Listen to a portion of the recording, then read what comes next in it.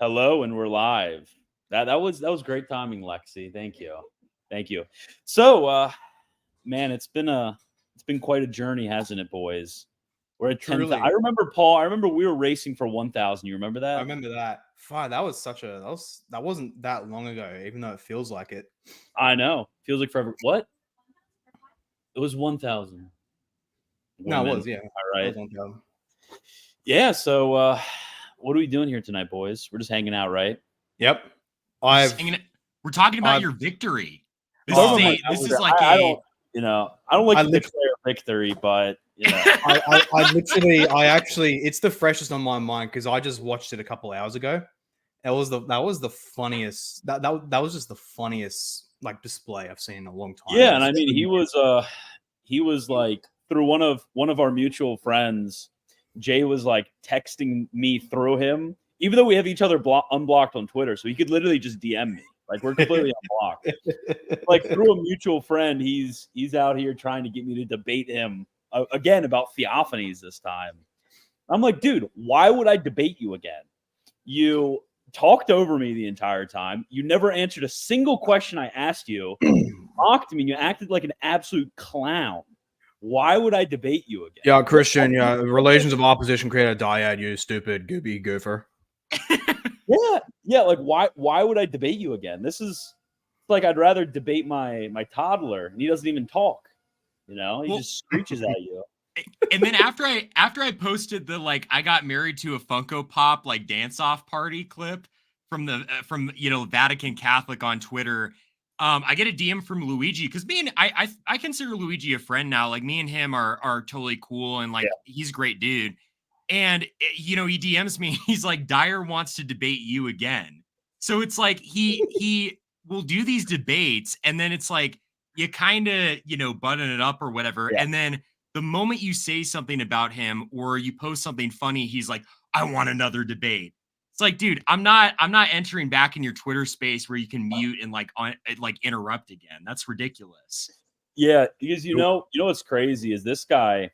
I noticed something. His entire thing is he thrives off of going on these Twitter spaces, live streaming it for like 4 hours, and just like using his like sophistical techniques to just like rhetorically dominate the conversation with like a lot of unsuspecting Catholics. And like, those of us who are in the business and make money off of this, like we know exactly what he's doing. Because you look at like the one he did earlier, and I think it had like 15,000 views by now. And the thing with it is live stream ad revenue is $20 per thousand. It's crazy high. Wow. Like while you're streaming, yeah. So this guy is just like raking in like massive amounts of ad revenue on top of his Patreon and everything like that. It's really just a money making scheme. You really make the big money on live streams like that where you have like really big concurrence. But how's it going, John? Hey, how's it going, Christian? Congrats on the subs. Thank you. So, woman, will you keep it down over there? It's too loud. Mix it by hand. Your trad wife. Use like your butter churner. Use your butter churner or something. What are you doing over here using a KitchenAid? Oh my god. Christian, I'm the half leb here. I'm the one who talks to my future wife a bit like that, not you. Well, you're the white boy. You should be saying yes, honey. No. The broken spirit, like having the overbearing wife, like yes, honey. Absolutely whipped. Christian, it's time for your whipping. Yes, dear. To you? Yes, I have. It's game over, boys. I'm whipped. Listen, I'm absolutely whipped, guys. I want this to be a PSA right now. This is why you got to be incel like me. Okay, you gotta scare women. You gotta make women be afraid of you and stuff like that. Because otherwise, you're gonna be like Christian. I'm doomed then because I literally just got engaged yesterday. Stop. John, it's so over, dude. You need to be an incel. You need to be a base incel. I'm telling you guys, the incel life is like up here. Married life, It's like, okay, I'm only on this world to produce more incels now. Like I took one so I could have incels. Don't you have a girlfriend or nah? No, I haven't had a Okay. girlfriend for I think like 2 years now. Okay, I must be thinking of someone else. So me and Pine Sap are the only true cells in the house here. I'm a true cell. What are you talking about? I'm a true cell. He says with 2 kids, unless you're going to tell us they're adopted. That's what I'm saying. Dude, this is like the stolen valor this is the stolen valor exposés you see on YouTube where it like comes up, some guy walks up to another and he's like, "Oh yeah, what rank were you?" And he's like, "Pee pee poo poo sergeant, sir." And he's like, "Oh yeah, your patches are all in the wrong spot. Really? What was your OSS or whatever it is?" Right? I'm like going up to Christian. I'm like, "Oh, you're a true cell? How many women have you scared away last week? Okay. How many books of esoteric right-wing political philosophers have you read?" Yeah, that's what I thought. Bro, you're not a real true cell. I like late at night, all I have to do is look at women and chase them in the parking lot and I scare them off. Yeah, that's the joke, Lexi. Congrats for getting the joke. Clipped. Yeah, that was me. Yeah, that was me. Okay, so Wagner is so gay. He does seem very happy. Yeah, I might be gay, but at least I'm not a fake cell. That's what I'm saying. I thought you were about to say another word that starts with FA. Nope. Pope Francis did say you could say it. So that's not true. really. Wait, how do you pronounce the Italian word? I don't even know how to do that. Wagner, dude, blocked me without me interacting with him. Yeah, I was real for that. He was so real. That's real. Okay, people need to get block pilled. Like honestly, people who are annoying and act really, really stupid on the timeline, just block them, dude. It's like, dude, I do what it is this? all Like, the time. I go through all of like my replies and anything I'm like, yeah, that's a really stupid reply. I just block them. Same with YouTube comments. Like I just block people all the time in YouTube comments. Like, oh, you're like stopping free speech. It's like, yeah, bro, I don't care about free speech. I hate free speech. And I don't think people should look at your speech. All these losers who automatically interpret a block as like, oh, you're scared, you're dodging the debate. It's like, nah, you're just there are so many words I wish I could use right now. You're just annoying. That's it. Yeah, you're a homo. That's what you are. You're a homo. Well, because it's like they're expecting you. I just was gonna say, like, they're expecting you to like sit on the timeline all day and interact with their like brain dead, ramblings or whatever. And it's like, I'm not gonna do that, dude. I've got like a life outside of Twitter. I'm just gonna block you. If you're annoying, that's right. Pine Sap doesn't live on Twitter. He lives on Instagram. That's what I'm saying, dude. Like half of my Twitter timeline these days is all just like rage bait anti-Catholic stuff that I don't even follow. It's like, how does this? I need to clean up my timeline. Dude, my Twitter. Oh my! If I went on my Instagram and scrolled through some of like what pops up for my Instagram reel things, this stream would be taken down like very quickly.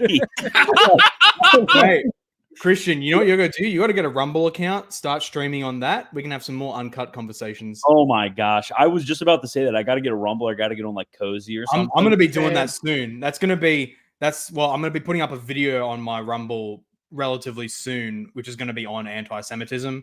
You can obviously tell why it's going to be on there and not on YouTube. But you can also stream there, although it does look a little bit more complicated. But it can be done. It can be done. Same. I was co-streaming with Pine Sap the other day, and I was just like, okay, how do I not get banned throughout this conversation?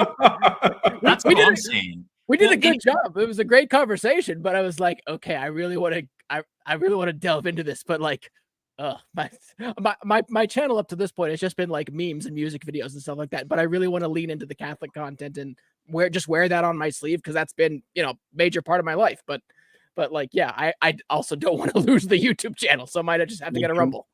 Drinking beer on camera is gay. Well, you're gay. Might be gay, but at least I'm not a fake cell. I love you, HG. HG, you're wrong. You're wrong. Honestly, you have to become sussy pilled, right? If you're not sussy, like it's so over, If you're not a little sussy bucka. If you're not commenting on Pine Sap's walk up with his cargo shorts, like, are you really even at that point? Are you really even? If you're not encountering Pine Sap in real life, walking right up to him without any introduction and saying "Sussy Bucka" in his ear, are you even a true soul?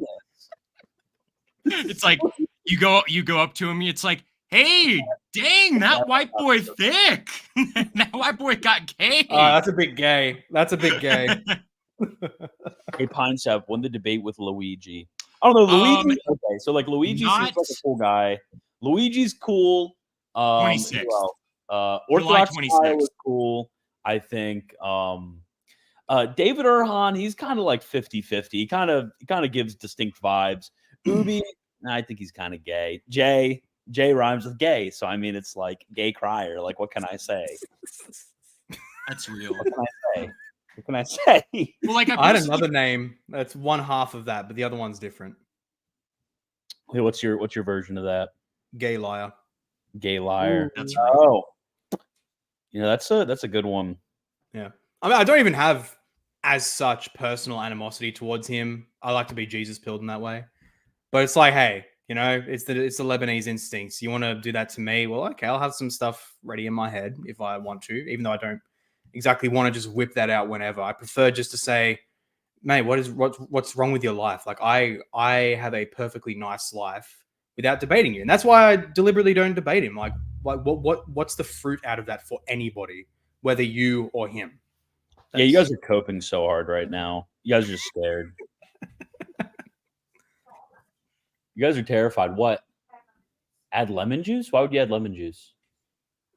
Why? Yeah, but why? It's just because I don't know. No lemon juice. Freshness. Why would we want freshness? Richness. No, it would cut richness. Yeah, we don't want to cut richness. We want extra richness. Okay. Informing my wife how to bake. Don't worry about it. That's a bit of a disordered nature. I gave Luigi some love before the SAP reconciliation. I was ahead of the curve because I will help SAP destroy him. Yeah, listen, I want Luigi to become Catholic. You know, he's got a good spirit. He's got zeal. Dang, everything good? What happened? What was that? You dropped it. You broke a bowl. Okay. Dang, It's over, boys. It's over. It's over. This is what the fake cell life gets you. I'm just saying. Get all your bowls broken. You ask whether you My want bowls don't break. Cream cheese frosting. Like, why is Bayon 12 so hyper fixated on me in the chat? Am I like the only thing you think about, mate? Let me see. What is his profile pic? Ooh, are you touching a woman? Ew. Dude, Ew. come on, man. Contact with gross. Bjorn 12. Yeah, get out of here. Very immodest. Throw the beer bottle at her. I actually have a second one. Okay. No, but I mean, I was just gonna say, like, I want Luigi to become Catholic and stuff like that, and use this debate to give witness to him. But really, the reconciliation came from the fact that, like, when most Holy Family basketball court decided to use, my grandmother's death to really, jam in the knife and stuff like that. Very honorable of Mr. Diamond to do that. He was courteous and kind enough to like reach out. Well, not reach out, but like, pray for her soul and stuff like that. And, he said memory eternal. And I'm like, I had been real nasty towards him, and, he had said stuff back and what have you. And I was like, it takes a real, I think, man trying to follow Christ to do something like that, to put those petty differences aside, or rather those petty disputes aside, and do the right thing. And so I felt like at that point, it's like, dude, God's using this moment to bring us together as brothers and as friends. And I don't want to not take advantage of that. You know what I mean? Yeah. I mean, I get that too. Christian Mario, he does a lot with the like reconciliation between people. And I get it. I love Mario. He tries to do the reconciliation with Dyer, and it's just like there's some people who it's just like, I've had reconciliations with Dyer before. It's like doesn't work out. But somebody, like I said, Orthodox Kyle, like I think he's probably pretty chill, and he's a good guy. He seems like a chill guy. Hey, like boys, I got some drama on this. We might want to take a look at a post that Luigi just put up. I'm showing on the screen. Jay offered a formal moderated debate with Wagner, and this was his response. These people yap and yap and yap until it's time to defend their position. So Luigi said to Wagner, so that's a no? The debate wouldn't be right now. No, it's not Luigi. That was It's Mario. not. Mario texted Oh, me. Yeah, someone else. Okay. yeah you well, want me to then read your whacker voice? I just love your reply, as if it's supposed to be like, "Ooh, expose." I would rather sprint on a treadmill filled with mandolin slices. That is beautiful, beautiful. Guys, you're scared of Jay? Hear that? Yeah, I was just raising up Luigi too. Come on, man. Come on, man. Dang, buddy. Come on, Buddy, Luigi. what's going on? We gotta bring listen, Luigi, man. Let's not stop the love here. Let's bring the love in. Yeah, Let's exactly. build We're all about bridges. love speech. We're about love speech here. That's what I'm saying. We are love speakers. Luigi, my man, yourself, my guys. dude, my habibi.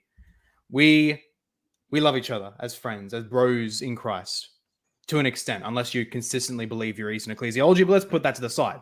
Wait, you didn't even tag me in it. Come on, I'm sure you do, my I can potential believe brother in that. Christ, that Wagner is more than capable of defending his position. He does that a lot. I To thought say that was- this is no.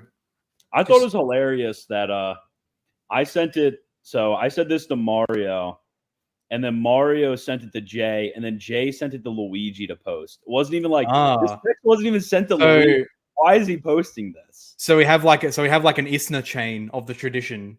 It's Christian. It was Luigi said that Christian Mario said that Jay said that Wagner said. I would rather sprint on treadmill filled with mandolin slices. That should be a hadith. Yeah, That's everybody what help I'm me. saying. Everybody help me ratio this post. What post is it? I just quote tweeted and said I was real for that. Oh yeah. Okay, I'll help with the ratio. Congrats, man. Ratio standing by. Paulus to 1K. Thank you, Colin. Been a minute. It's been a minute. It's true. But, He still can't grow a beard though. Hey Paul, why woman bishops? Hey, Because everybody, man, that's to troll Paul. because men gay. Men are gay, so you'd rather.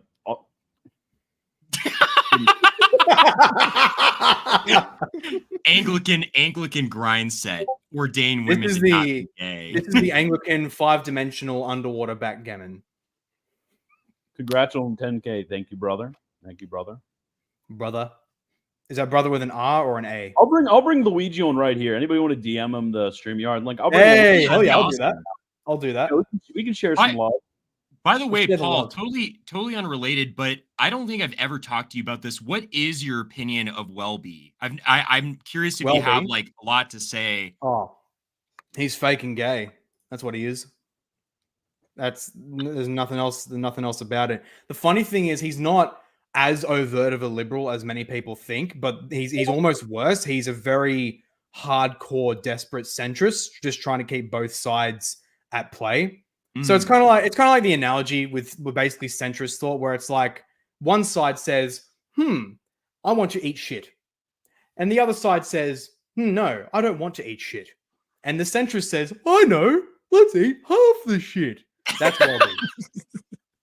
No, it's so true. And it seems like, I mean, because initially I thought he was like a massive liberal, and then I would read some stuff about him like, okay, he seems kind of like liberal light, similar to almost like NT Wright a little bit, where I think like NT Wright, from the bit I've studied about his life, is he's like kind of opposed to some things going on in the main Anglican communion, but like not all of it. And I mean, I remember you and I were talking in that Twitter space about the like dumb book he wrote, basically endorsing secularism as like the Christian position to have on politics. Lol, I ratioed him in 2 minutes. Record. I'm doing my part. Get this. I'm doing get my on- part. What's going on here? I want to talk to. No, I would actually like to have a conversation with Luigi right now and ask him, like, hey, do you think that this would be something that I would want to engage in due to the way that Jay behaves? I think I could probably talk, like, have a reasonable talk with somebody and explain to them. Because if you want to look at the rest of the text to Mario, I mean, I have them right here. This is fully what I said to him. Okay, let me see. Seriously, dude, why would I debate that absolute clown? He was a complete ass the entire time. Never answered questions, talked over me, made faces, and mocked me. Bro is just a silly clown. That was my entire response to him. I mean, those are the reasons. I think those are pretty good reasons. Perfectly reasonable. Well, and he always does this chest beating thing where he's like, "Oh, these guys are scared of a real debate." And it's like, I'm not scared of a real debate. I don't want to waste my time for like an hour or half an hour, right? I mean, in a debate, it's not so much that he's aggressive in his debate style or anything like that. You know, look, that's part of a debate. You got to roll with the punches. I get it. But it's like he'll interrupt you. He won't allow you to make a point. I mean, like when I was bringing up like Dr. John Joy during our debate, I was just throwing him out there as just kind of a generic reference, not like something that had like magisterial authority. Yeah. And then he shifts the entire debate about Dr. John Joy and the whole, you need an infallible list of infallible statements. It's like, dude, this is retarded, man. Like you're trying to like piecemeal sort of the accidental qualities to my argument, and you're not engaging with the essence of it. You know what I mean? Oh, Mr. J. Athanasius is here. How's it Oh going? shit, my man. It's over. Destroyed. Wagner totally obliterated by orthodoxy. That's true. That's true. Annihilated by the spirit of Photius himself. That's what I'm saying. I'm still bullying Luigi to join the stream. Yeah, it'd be fun to have him on, dude. It'd be so keck. I don't know. I feel like especially with Sappy here, I'm sure we can make some grounds. You know. Heck yeah. That's what I'm saying. The clans. I always Sappy. That would It's gonna be like a girlfriend McCoy. It's gonna be like a negotiation between like America and the Taliban, and like we'll have Wagner over here. He's got a little bit of the kind of the Trump style hair, so he's like, "Listen, Luigi, I told you I don't want to debate Jay Dyer. He's annoying and he's a sophist." And then Luigi is like, "Listen, my brother, Dyer has delivered a hadith unto us that we must follow to the very end, and I'm going to be the like UN reconciliator between that. I'm probably some like random Belgian guy who's like trying to bring the two sides together." You know what I mean? Whoa! I need to. And then as you're talking, I randomly record on this one, guys. Luigi is a manlet. Wagner's a short king. I am not a short king. Honey, how tall am I? I'm short king. I'm 6'2". I'm 6'2". Okay, you hear that? Let's go. Hey, Wagner, do you know my height? I'm over a foot taller than my wife. If you're not over a foot taller than your wife, like you're basically married to a man. Like, let's be honest. Wagner, do you know how tall I am? What? Do you know how tall I am? You're like 5'6", right? 5'9". I'm 5'9", dude. Dude, you're like a dwarf, dude. You're like the dwarf from that one movie that all the nerds like. Which movie is that? I'm Gimli. Lord of the Rings. Like the dwarf. Some of my that's Gimli. That's actually what one of my Romanist mates calls me. Jay is like 7 feet tall. So true. This is true. I did face docs to Unionist Initiative. You need to have your wife do that Ali Dawa thing, like feed you grapes on stream wearing a hijab. Can only speak through whiteboard. To buy you a burqa. Yeah, she has to write in Arabic on a billboard to communicate. Little whiteboard. Yeah. Jay is 4'9". Jay Dyer or Jay Athanasius or both? Combined. Debate Jay and Luigi at the same time. Yeah. Lexi, Wagner, can you justify the peripatetic principle? Don't want women on stream. You said okay. When I saw John W's profile picture, I thought that was not Gavin Ortland, Mike Winger for a moment, and I'm like, dude, why would Mike Winger be hanging out here? You just obliterated him with the no gooning stream. And he like, I remember he was going after you on Twitter. It's like he couldn't even defend himself. He was just like, I'm being taken out of context. This is slander against my name. It's like, dude, you're a gooner, okay? We've established that at this point. Mike Gooner. Absolutely disgusting. Oh, dude, I had these like Baptist friends of mine like sending me DMs saying that like I was in a state of sin, unrepentant sin for like making memes about Mike Gooner. It's bad. It's so funny. Okay. I mean, I don't see... summarize Jay's argument about relations versus relations of opposition regarding the Trinity. What was he trying to say that he thought was so clever? Basically, what Jay thinks relation of opposition means that it's a dyad. So there's only two persons in the Trinity. And relation means that it just distinguishes the persons. You could have three people in the Trinity. It's like, it's stupid. It's stupid. It's the dumbest thing ever. Basically, relation of opposition means a relation wherein the two termini, so the two subjects, are really distinct from one another, which obviously the relations in the Trinity qualify as this. So yeah, Jay is following somebody named Vladimir Losky, who had no idea what he was talking about. At the Council of Florence, I brought this up with Jay, didn't answer. At the Council of Florence, John the theologian and Mark of Ephesus agreed that relations of opposition were a thing. And Mark of Ephesus said, like, every theologian knows this. Like, it's kind of funny the way they phrase it. They're like, yeah, every theologian knows that this distinguishes the persons of the Trinity. So yeah, Jay just doesn't know what he's talking about. And that was the whole point of it. I asked him, very distinct questions, and Jay cannot provide one source describing relations of opposition from a Roman Catholic point of view, that this is what we mean when we say relations of opposition. This is literally the easiest question ever. And it just shows how like brain dead the entire Dyer following is. It's ridiculous. Does Johannes Wiggers have anything to say about this? Johannes Wiggers did comment on Prima Par. So yes, I could post the Johannes Wiggers on relation of opposition. I want to see what the Wigger says. Did you ever buy the what? Wagner won't yap about predestination. I will. I will. We did that ages ago on my channel against Molinism. Oh yeah, I remember that. I remember I was late to that. Yeah, then I bullied you for it. Yeah, Hey. Real. I endorse fraternal charitable bullying. Yeah, My name is Paul Maybe you have Faison. an I update endorse on schoolyard these bullying. things.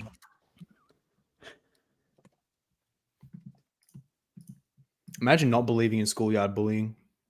That's what I'm saying. Well, we just need what was his name? We need Buzz from Home Alone 1 to come back and just be in every American high school, and that will solve all our social issues. Like if Buzz from Home Alone 1 was in literally every American high school, frankly, every high school in the Western world, we would not have the degeneracy that we have. We would not have any of the social issues that we would have, because literally everyone would get so bullied, right? I feel like tragically there would be a noticeable uptick amongst a certain demographic if that happened.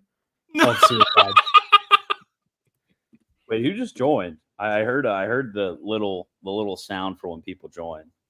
Oh, it's Christian Mario. Hey Mario. Hey! Yo. Hey Mario. You're a jerk. You know that? Why, dude? I asked you for permission to post that screenshot. You said I could. That is true. I did give you the permission. Wait, what? Christian, what? What do you mean you did? I gave Permission, yes, I can I could send leave that? you gave Can I me send this? permission. And I was like, yeah, sure, why not? I didn't know Jay was gonna pretend like it wasn't him posting it and send it to Luigi.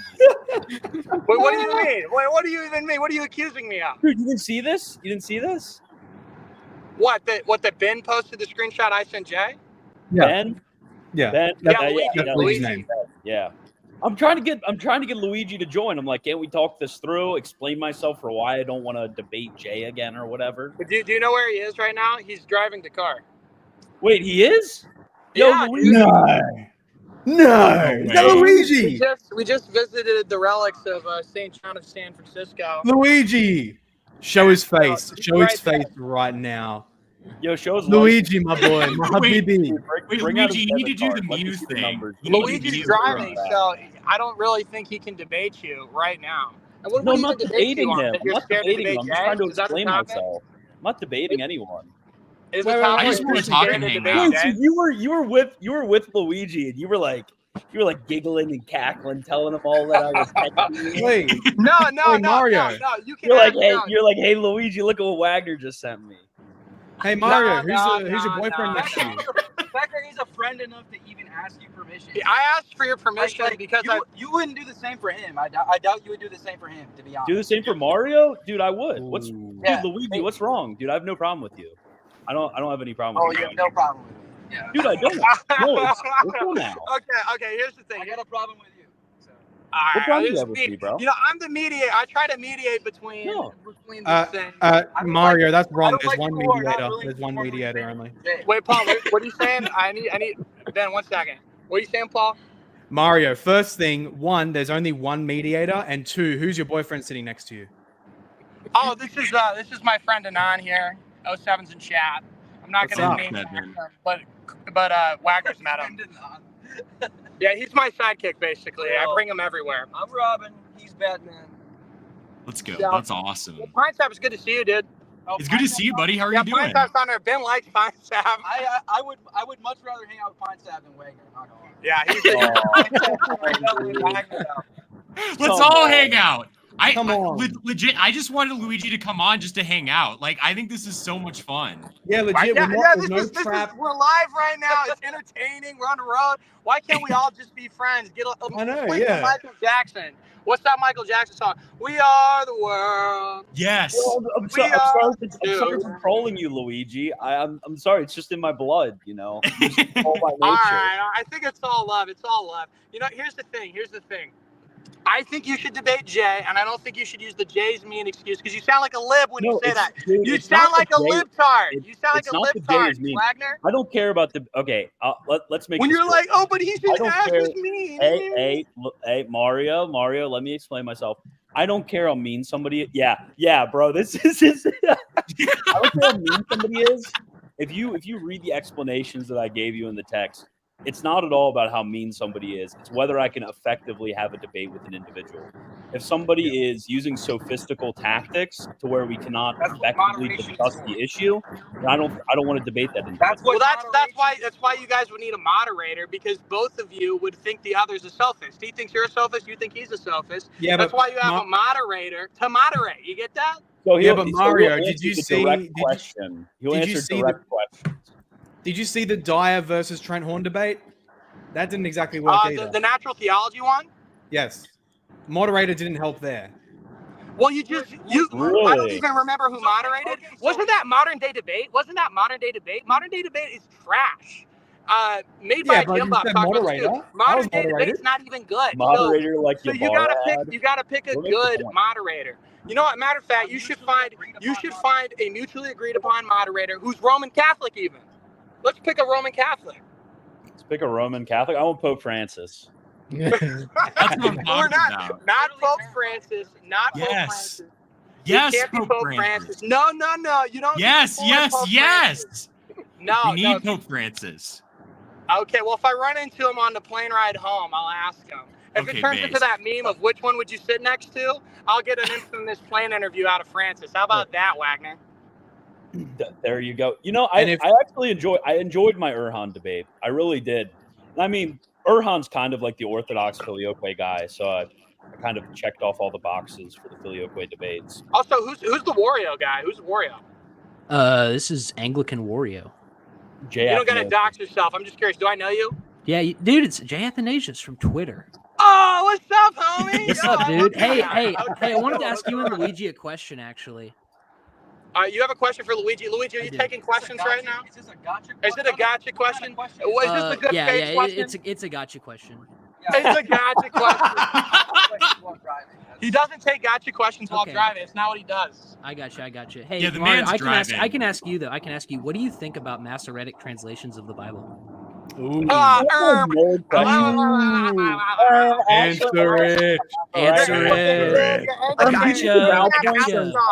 have no apostolic succession, dude. You don't even have apostolic succession. What are you talking about, dude? 7 of 9 Orthodox patriarchs accepted our canonical orders. What are you talking really? about? Really? Yeah, Leo the 13th W. Leo the 13th W. Yeah, dude. Archbishop one of the that matters deny it.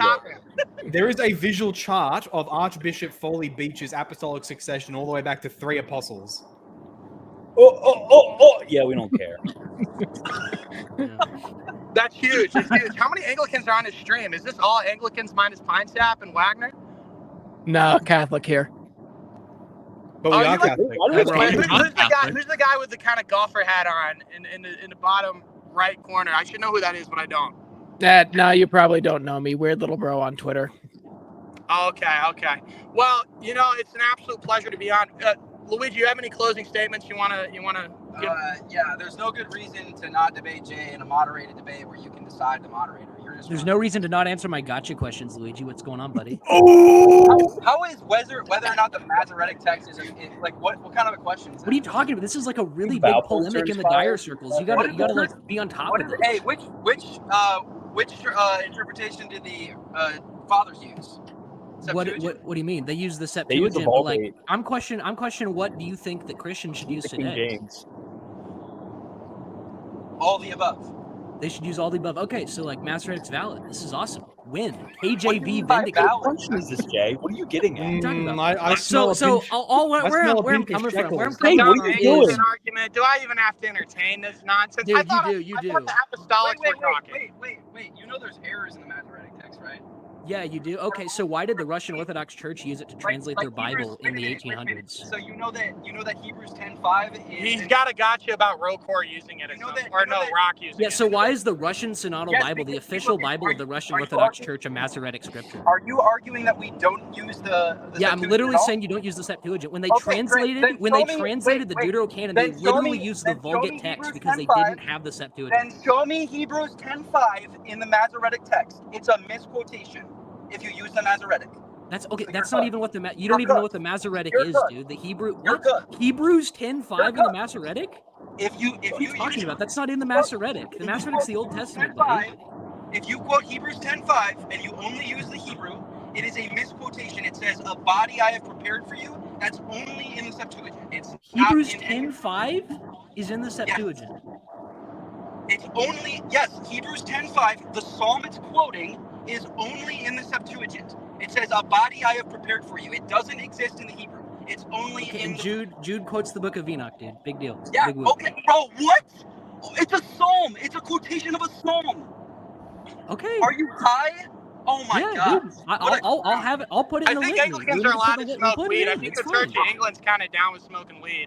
Is I it could be that? wrong on that. Is it that? Wait, is that wait, Jay wait, Leno Mario, though? can you tell Luigi for me that when I invited him for this stream for a chill, this is before gay Athanasius came on with the Yeah, gospel? gay No. The only Frosia Gene here is Luigi. We He called promise. him, Luigi refusing to unblock me on Twitter. That's the only Frosia Gene here. Jay Athanasius wants you to unblock him. But he's gonna ask dumb questions. Should you really unblock That's him? the person I've been talking Oh, to. Mario, you're being a mediator here. Come on, man. I'm not mediating for We're gonna Anglicans. fire you. We're gonna fire you. I mediate for people I want to mediate for. I don't feel like mediating for you, buddy. Dang, bro. Also, my phone is at like 3%, and we only have like one charger, and we need GPS going. So if I fall out at any point, that's why. I also might lose service. So I have my copes excuses already here. So He's running. Dude, also, like, you guys should totally venerate this guy. By the way. Lol. Yeah, sure. Why not?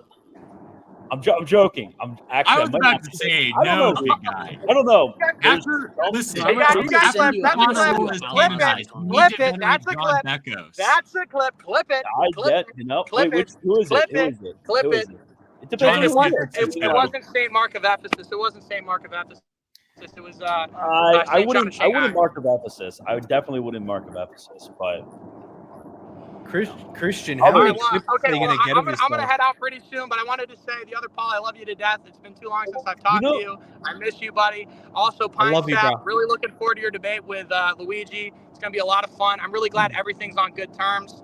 I'm really glad we're gonna keep it brotherly and Christian. That's exactly what we wanted.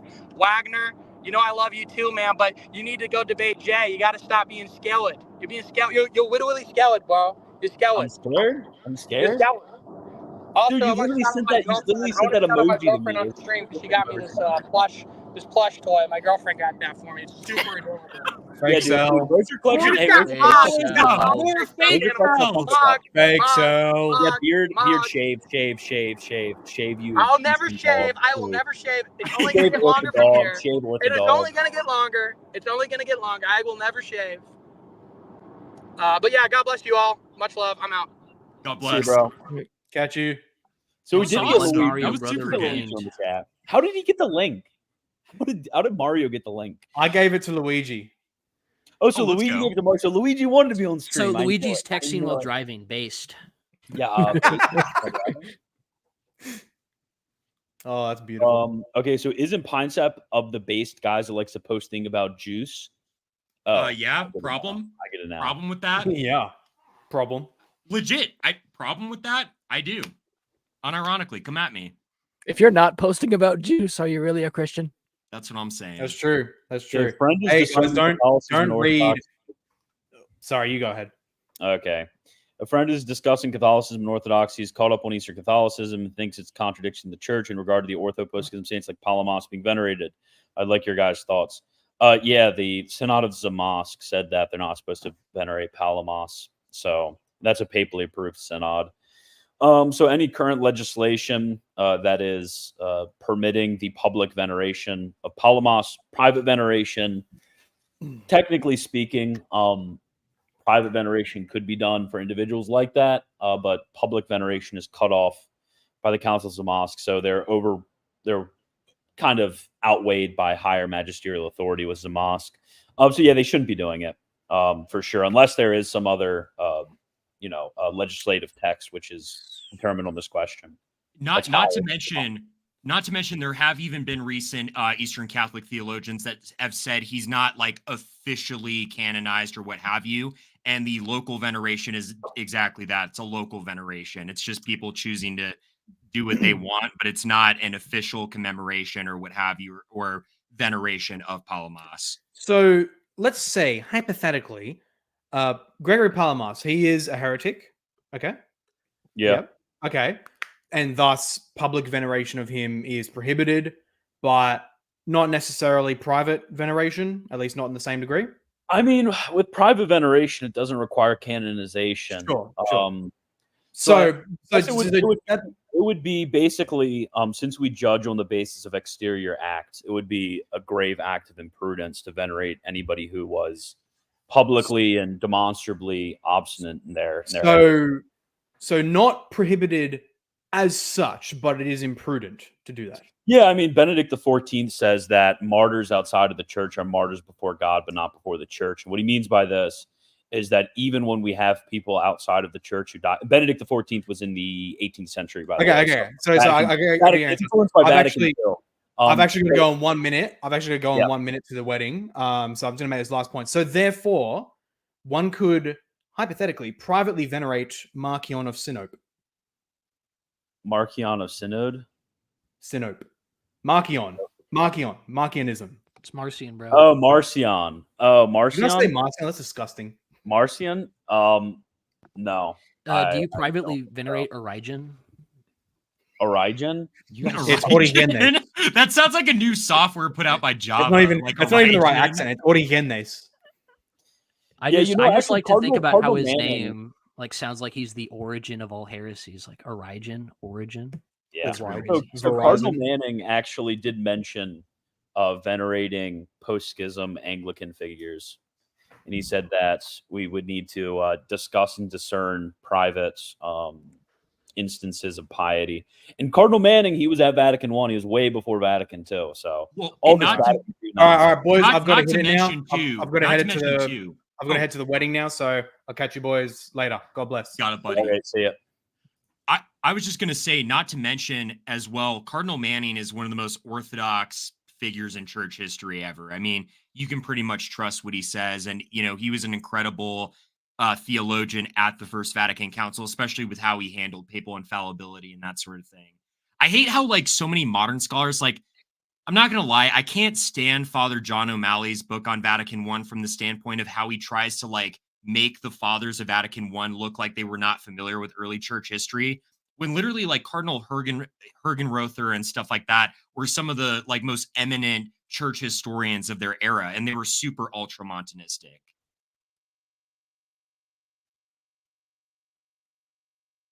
So true. Just gonna leave me. Okay, I F me, I guess. I do this on stream sometimes. I don't know if anybody has noticed. Sometimes when I'm on stream, oh wow, 227 of you guys are watching. You guys should get a life or something. I'm joking. Your bedtime. Friday night at 10 p.m. You guys are in on the stream. No, that's a dub. Thank you very much. But no, I was just sometimes when I'm on stream, I'm looking at other stuff. Sometimes that's I fine. slow down from whoever's talking. So I hope you guys enjoyed what Pine Sap said.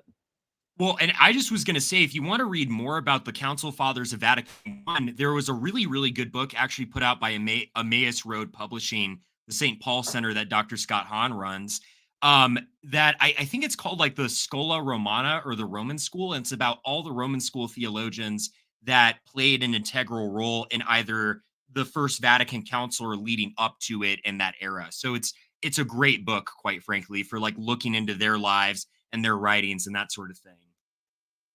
Yeah, very fascinating. So what do you guys think about the JQ? Are we able to talk about that here? No, I'm joking. No. Oh, okay. I'm like, you literally said I couldn't talk about wasn't me who that. said it. That wasn't me. That was my manager who said that. It wasn't me. That was your wife that said that? No, my wife is not my manager. Yeah. No, it was not my manager. Well, it was my manager. It was Unionist Initiative. He said it. He's my manager. He's our boy.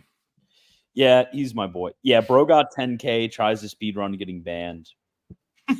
Have any of you talk about slavery, dude? Have you guys been keeping up on the news out of the elections in the UK? Did they legalize slavery or something like that? Yeah, we're bringing it back, boys. We're bringing it back. No, okay, never mind. Yeah, Farage is in. He is, yeah. Eighth time's the charm, right? Yep. No, it's like actually crazy. The Conservative Party over there's totally collapsed. The Labor Party, it doesn't have a supermajority, but like it basically does with the coalition votes.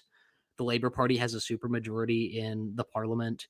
The voter turnout was so freaking low that the Labor just won by default. And Farage got 14% of the vote nationally. His party did, and they got 4 seats out of like 500. It's unbelievable. Yeah, and like the Libs Dems got less votes, but they got like 60 seats or something like that. They got 71 seats, and they got less votes than Farage's party, and Farage got 4 seats. Yeah, you guys need proportional representation over there. Yeah. Also, the American Revolution was a sin, and it demands national repentance. Yeah. The only reason that the American Revolution was based is because we needed to kick out the Windsors and we need to restore the House of Stuart to its proper place. This is the non-juring Anglican like opinion. This is Why don't we just talk? Tradition. No, I was gonna make a very bad joke. But you were gonna talk about Freemasons, weren't you? No, I wasn't gonna talk about Freemasons. Oh yeah. Well, Pine Sap, I'm gonna destroy you on this. I gotta destroy you on this, buddy. Like, what do you and like actually the democracy's bad. Like, why don't we just talk about fascism? I mean, let's talk about the interesting stuff. Okay. Well, okay. what is 10,000 subscribers, and then like immediately tries to get banned. Wait, what are you gonna destroy me on though? Dude, okay, I actually do need to destroy you on Masonry, dude. Like, what are you talking about? Like how the United States founding is totally compatible with Catholicism. What are you talking about? Like, they were all Freemasons. Can you like explain how this works to me? Wait, what do you mean? Like the American founders, they were like mostly all Freemasons, and they're operating from Freemasonic principles. I admit that. I've always said that. Okay, like Saint Samuel Seabury of the Protestant Episcopal Church, notable Freemason, notable Freemason, glorious individual. Like this is like the frustrating thing. Freemasonry is like my nerd thing that I like freak out about, and I read books that I shouldn't about. But like the Anglophonic Freemasons, they're just not the Freemasons that like Colbay and Bosco are dealing with. They're just not. So it's a totally different. The Freemasons that they're dealing with French Freemasons that literally they're atheists. They don't even believe in God. It's totally different. Like 20 viewers. It's totally different. This is important. This is important. Pine Sap like has nothing to say because he doesn't know this. He doesn't know the facts. Dude, what do you mean I don't know the facts? Jay is obliterating you. Dude, totally destroyed. Everyone. No, I know. This is like no. When Wagner Wait, no. destroyed You're not going to talk over me. Bartholomew's You're not going Church to talk in over me. I know that Freemasons believe in the supreme being. I'm very familiar with that. No, they don't. And I know that the French Orientals I know don't. that the French don't. Masons are a lot more atheistic. That's fine. But I don't understand your point about the American Revolution. I've always said it's Freemasonic. Always. Okay. That was Do my you even follow that, or are you just making claims about me? I was trying to make a transition to spurging out about Freemasonry. Oh, okay. I'm always in favor of spurging out about Freemasonry. I'll do that anytime. That's real. Like I went to an Angelus press, or is it Angelus? The lady behind the counter looked at me funny when I pronounced it like that. Somebody get rid of me. Cope. They had like walls of these books about Freemasonry. This is I'm freaking out, dude. I'm spurging. You're spurging. You're spurging about Freemasonry. This is the problem: is Freemasonry is like inextricable. Like, why can't you like spurg out about interesting stuff? You know, that's what I'm saying. Okay. It's like anything to do with Hearts Iron 4. You know, I can tell I'm not wanted here. This is really sad. You know, I think you don't deserve me. Actually, I mean, I didn't even invite you. Somebody else invited you. Yeah. Burtis showed up, fought Luigi. Yeah, Luigi sent it to me. With Luigi, and then you just fought Luigi. Now you're fighting Sappy, dude. We're gonna over something that like I haven't denied or anything like that. Like you're trying to be like, I just owned you, dude. It's like I just owned you. Yeah, And this Anglican is like why, bro? is- J. Athanasius, why don't you post more fake articles about Anglican orders being accepted?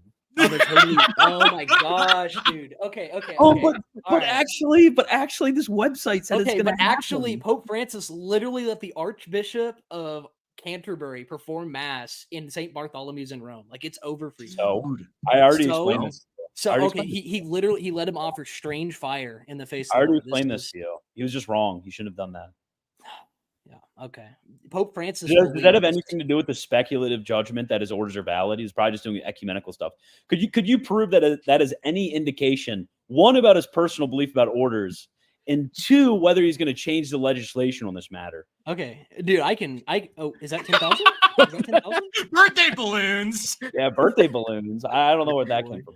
But no, it's just like it's a stupid thing that Anglicans do, where anytime Rome does anything remotely nice or ecumenical towards them, they're like, "Oh, our orders are going to be validated." Like, why the frick do you guys care so much what we think about your orders? Like, why do you guys care so much? I know exactly. You have main character energy. We have What are you main talking character energy. You guys, nobody cares. Nobody cares. Nobody REC cares. Until they wanna, like, ACNA, pirate, they nobody wanna steal our cares, scholarship. guys. That's the only We have time the they main. care. We have the main character energy. You guys always coping. We don't care what you guys think about our orders. You ever seen a Catholic theologian care about it? But no, anytime there's anything remotely nice, all you guys are on Twitter tweeting about, oh, they're going to validate our orders next week. They are. Like, man. shut up, Any day now. Any never day gonna now. Cope. It's never going to happen. Dude, any Either day way, now. why do you care about what ACNA it's is going to be in partial communion with Rome. Y'all are going to cope. I'm going to walk up to the SSPX mass. The priest's going to look at me funny. And I'm like, oh, Father, I'm here because the Novus Ordo, it just doesn't feel reverent to me. Like, say that I to love the the Novus SSPX Ordo. guy. I love It's the going to be Novus great. Ordo. Okay. Yeah, you're like, here's the thing. Bro's sitting in his I 7-member think- REC church, and he's just like, "Erg, I wish Rome would validate my Filipino priest. I really wish they recognize." Wait, actually, they do recognize his orders, don't they? They do, yeah. He's an apostate Romanist. Yeah, he's an apostate Roman Catholic priest. You know what's such an L? We were talking about that earlier.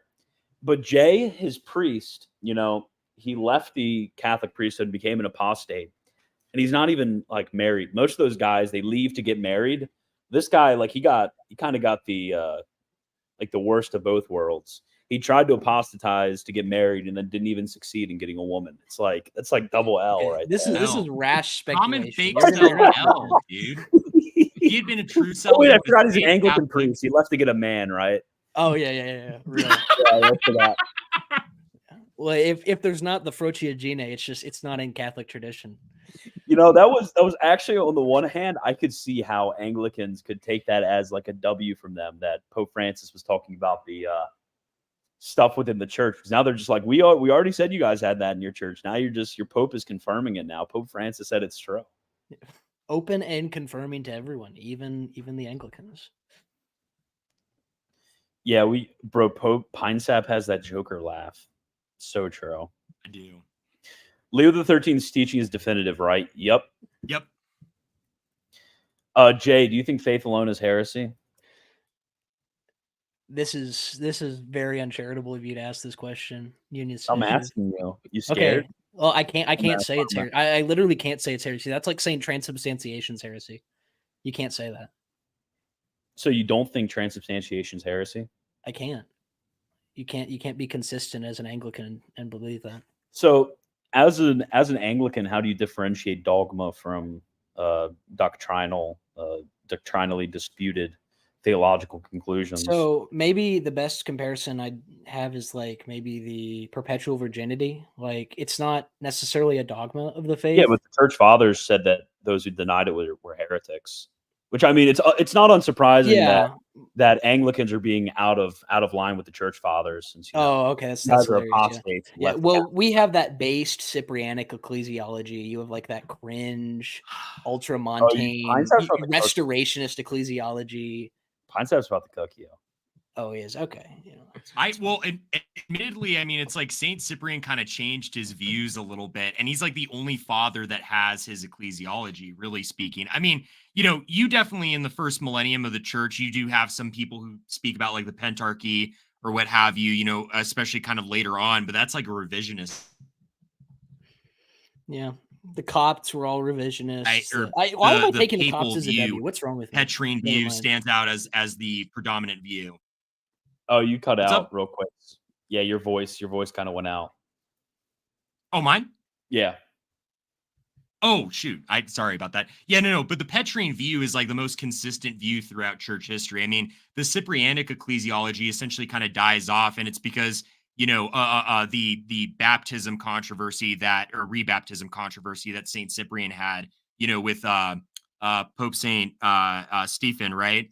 But I mean, consistently, you kind of see this view of the papacy being consistent throughout the first millennium, with really only a couple people kind of departing from it, later Byzantine patricians or what have you, or I think even like Basil the Macedonian having this complete like view of like pentarchic equality, but not even the Byzantine saints all align on that, like Saint Nicephorus or like I believe it's Saint Theodore.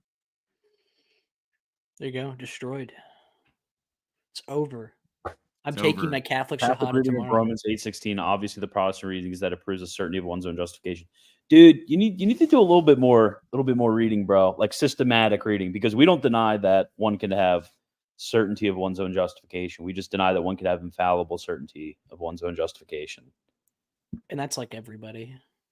Yeah. Dude, you're so cooked right now. Luigi's absolutely obliterating you on the timeline. I went on and ended up cooking some Anglican who didn't know Hebrew. Oh my gosh. Okay, Luigi. Okay. We're gonna bring this topic back, dude. These freaking Dyerites. They're going on YouTube. Orthodox Kyle going on YouTube saying, "Oh, these Protestants, they use this Jewish Bible. We use the based Christian Greek Bible. Why are you letting these rabbis from the 8th century?" Dude, the Russian Orthodox Church literally denies the Deuterocanon as a part of the Bible. Like, stop coping. This is official. Philaret of Moscow teaches this. Kirill of Moscow literally teaches this today. The Russian Orthodox Catechism has a 66-book canon. You need to stop coping. That's actually wild. This is true. I literally went on their catechism yesterday and checked this. Really? Yeah, we might have to do a deep dive into the 66-book canon. Apparently, the Russian Orthodox Church went in schism with Brother Nathaniel. So wait! I think you put that in the wrong direction. The entire Russian Orthodox Church went into schism with Brother Nathaniel. Like the entire one just like left. You messed up. You mixed up the principle of unity in the church, there, buddy. I phrased it that way deliberately. That was the joke. But he said that the Masoretic text is heresy. That's really weird. I wonder if any of his like bishops would say that. I don't know if somebody. Hey, Unionist Initiative, can you like send me the screenshot of Luigi saying this? I need to cook the boy. He has me blocked still. Game over. Nobody's gonna like your tweet because you have like 10 followers, dude.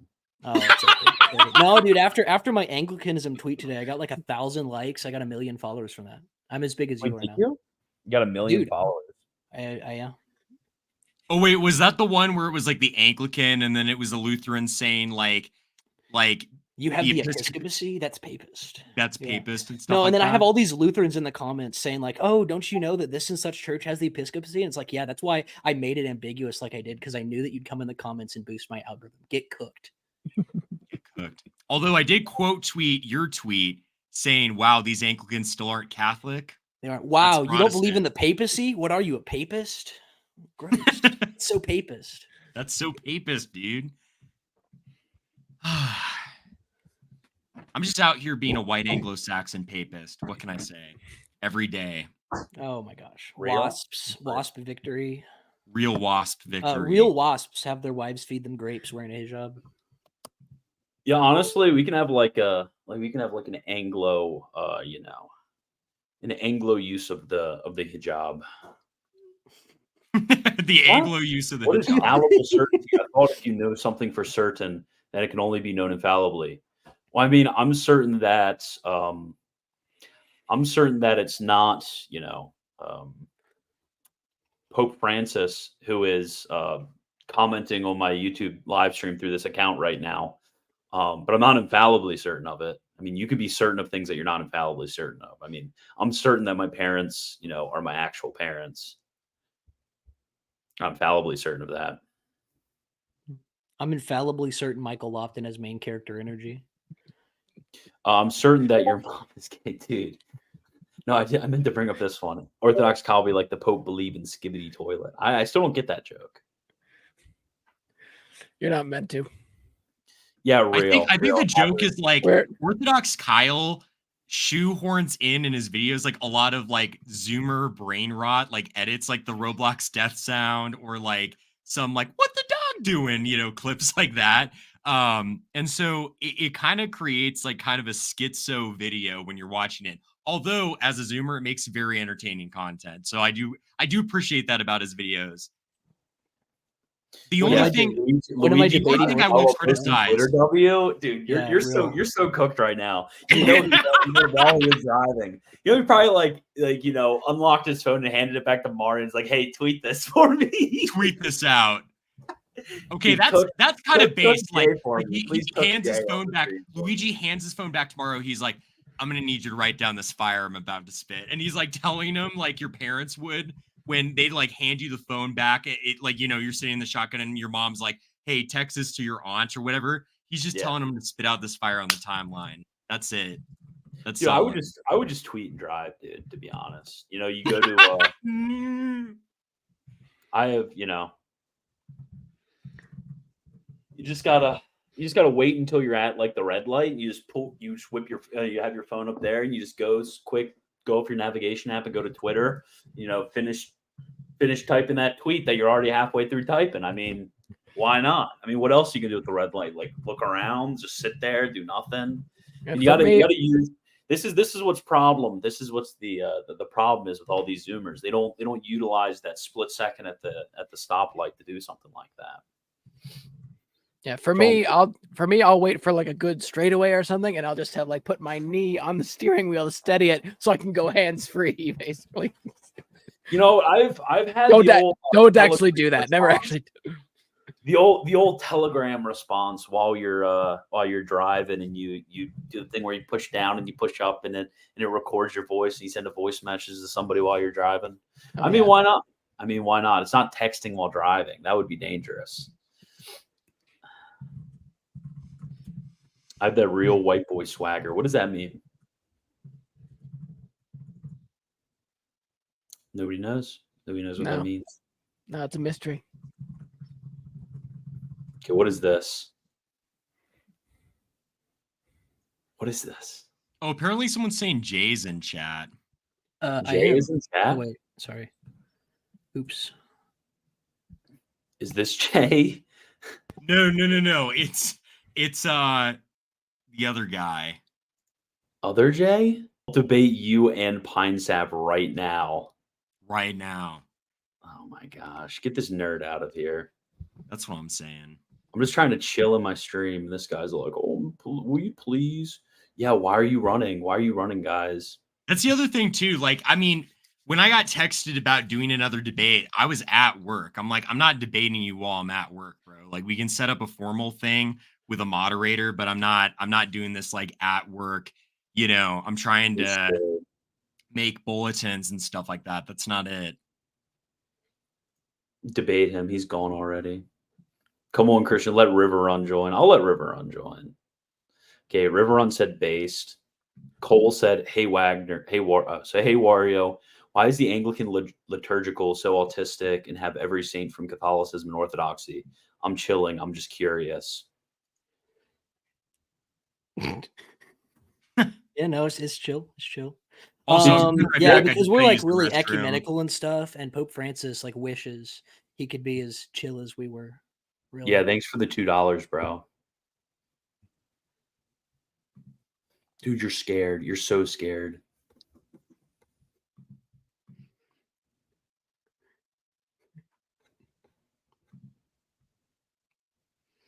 Should I let Jay on? Should I actually let Jay on? Oh, dude, Pine Sap just left. Pine Sap's so scared right now. Dude, I gotta ask him this question about the Russian Orthodox Bible. It's so over for him. He's cooked. The Russian Orthodox Bible. He's cooked. Yeah, come on, Paul, rejoin. Wait, River Run wants to join. Though he's gonna have like Luigi or something. Give him the link. Give him the invite link. Okay, I'll send it to. I'll send it to River just in case he wants to join. I don't know where that came from. But why did you answer this? Why don't you answer this question about why Anglican liturgical stuff is so autistic? And have every same and Orthodox. The truth is autistic. Deal with it. I don't even know what that means. Why don't you guys why don't you guys have saints though? Why don't you guys have saints? Why do you only have our saints? I think it really is sad. We need to like work on this. C.S. Lewis next to be canonized. No, he's working. Let Jay join. Let Jay join. Does he want to celebrate? Free Jay. Does he want to celebrate? If he wants to celebrate, he can join. I'll let him celebrate. I'll DM him on Twitter right now.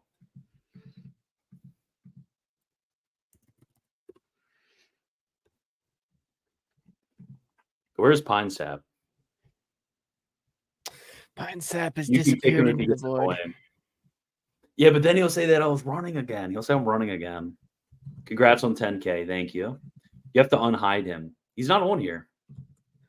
Oh, Sappy's back. We're apparently letting Jay on. That's what you didn't hear me, but I was going to the restroom. Okay, thank you. Oh, you said you mentioned it earlier. I thought you said you couldn't. I couldn't hear you going to the restroom. I was like, okay, bro. No, yeah. Okay, are we sending the invite link to Jay to chill? If he wants to chill, that's fine. I don't feel like doing a full debate right now, but I mean, I don't mind doing a debate in the future that's formal, but. Okay, let me see. J Dyer 007. Okay, let's see.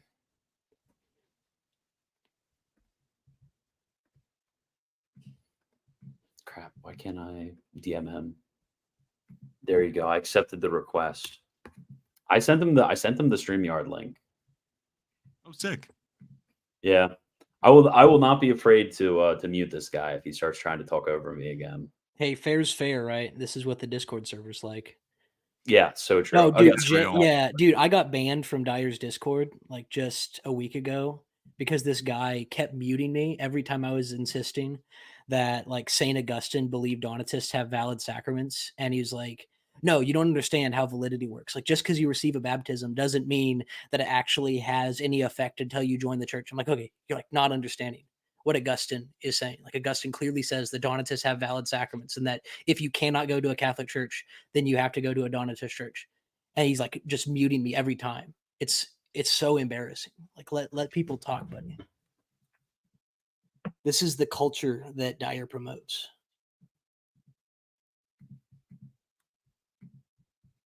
Yeah, I mean, the basic thing is like, I'm cool if people are more aggressive or whatever during the debates. That's a normal part of debate. You know, I get it. There's the rhetorical element, but it's like when you can't even let someone finish a point, it's like, are you really debating their point, or are you more just trying to do this obfuscation of the essence of their argument? You know what I mean? Like, I still go to the fact that like during our conversation over Twitter, you know, like I wasn't even half done finishing my point, and he like jumps in and cuts it off, completely missing the reason like why I'm bringing up Dr. John Joy. You know what I mean? Yep. Yeah, that's why if you want good Orthodox apologetics, you need to follow Geopolitics on YouTube. Everybody, you hear me? Geopolitics. Who's Gene? I actually don't know who Gene is. To be honest. You should go on a live stream with him sometime. He's a really neat guy. Geopolitics.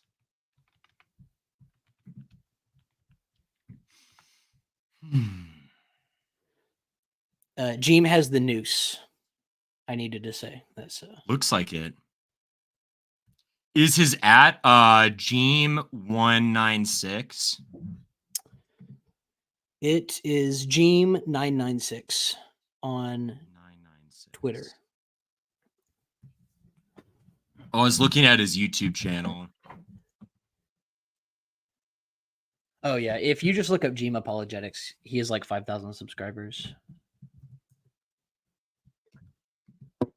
You have to check these. How's it going, Jay? Just have to check What's up? Chats real How y'all quick. doing? We're doing good. We're doing good. Wagner. You want to try a reset? Be on friendly terms. A reset on friendly? Yeah, I'm okay, Yeah, Jay. I'm down If with you're that. okay, I'm okay. Okay. everything's behind us. Okay.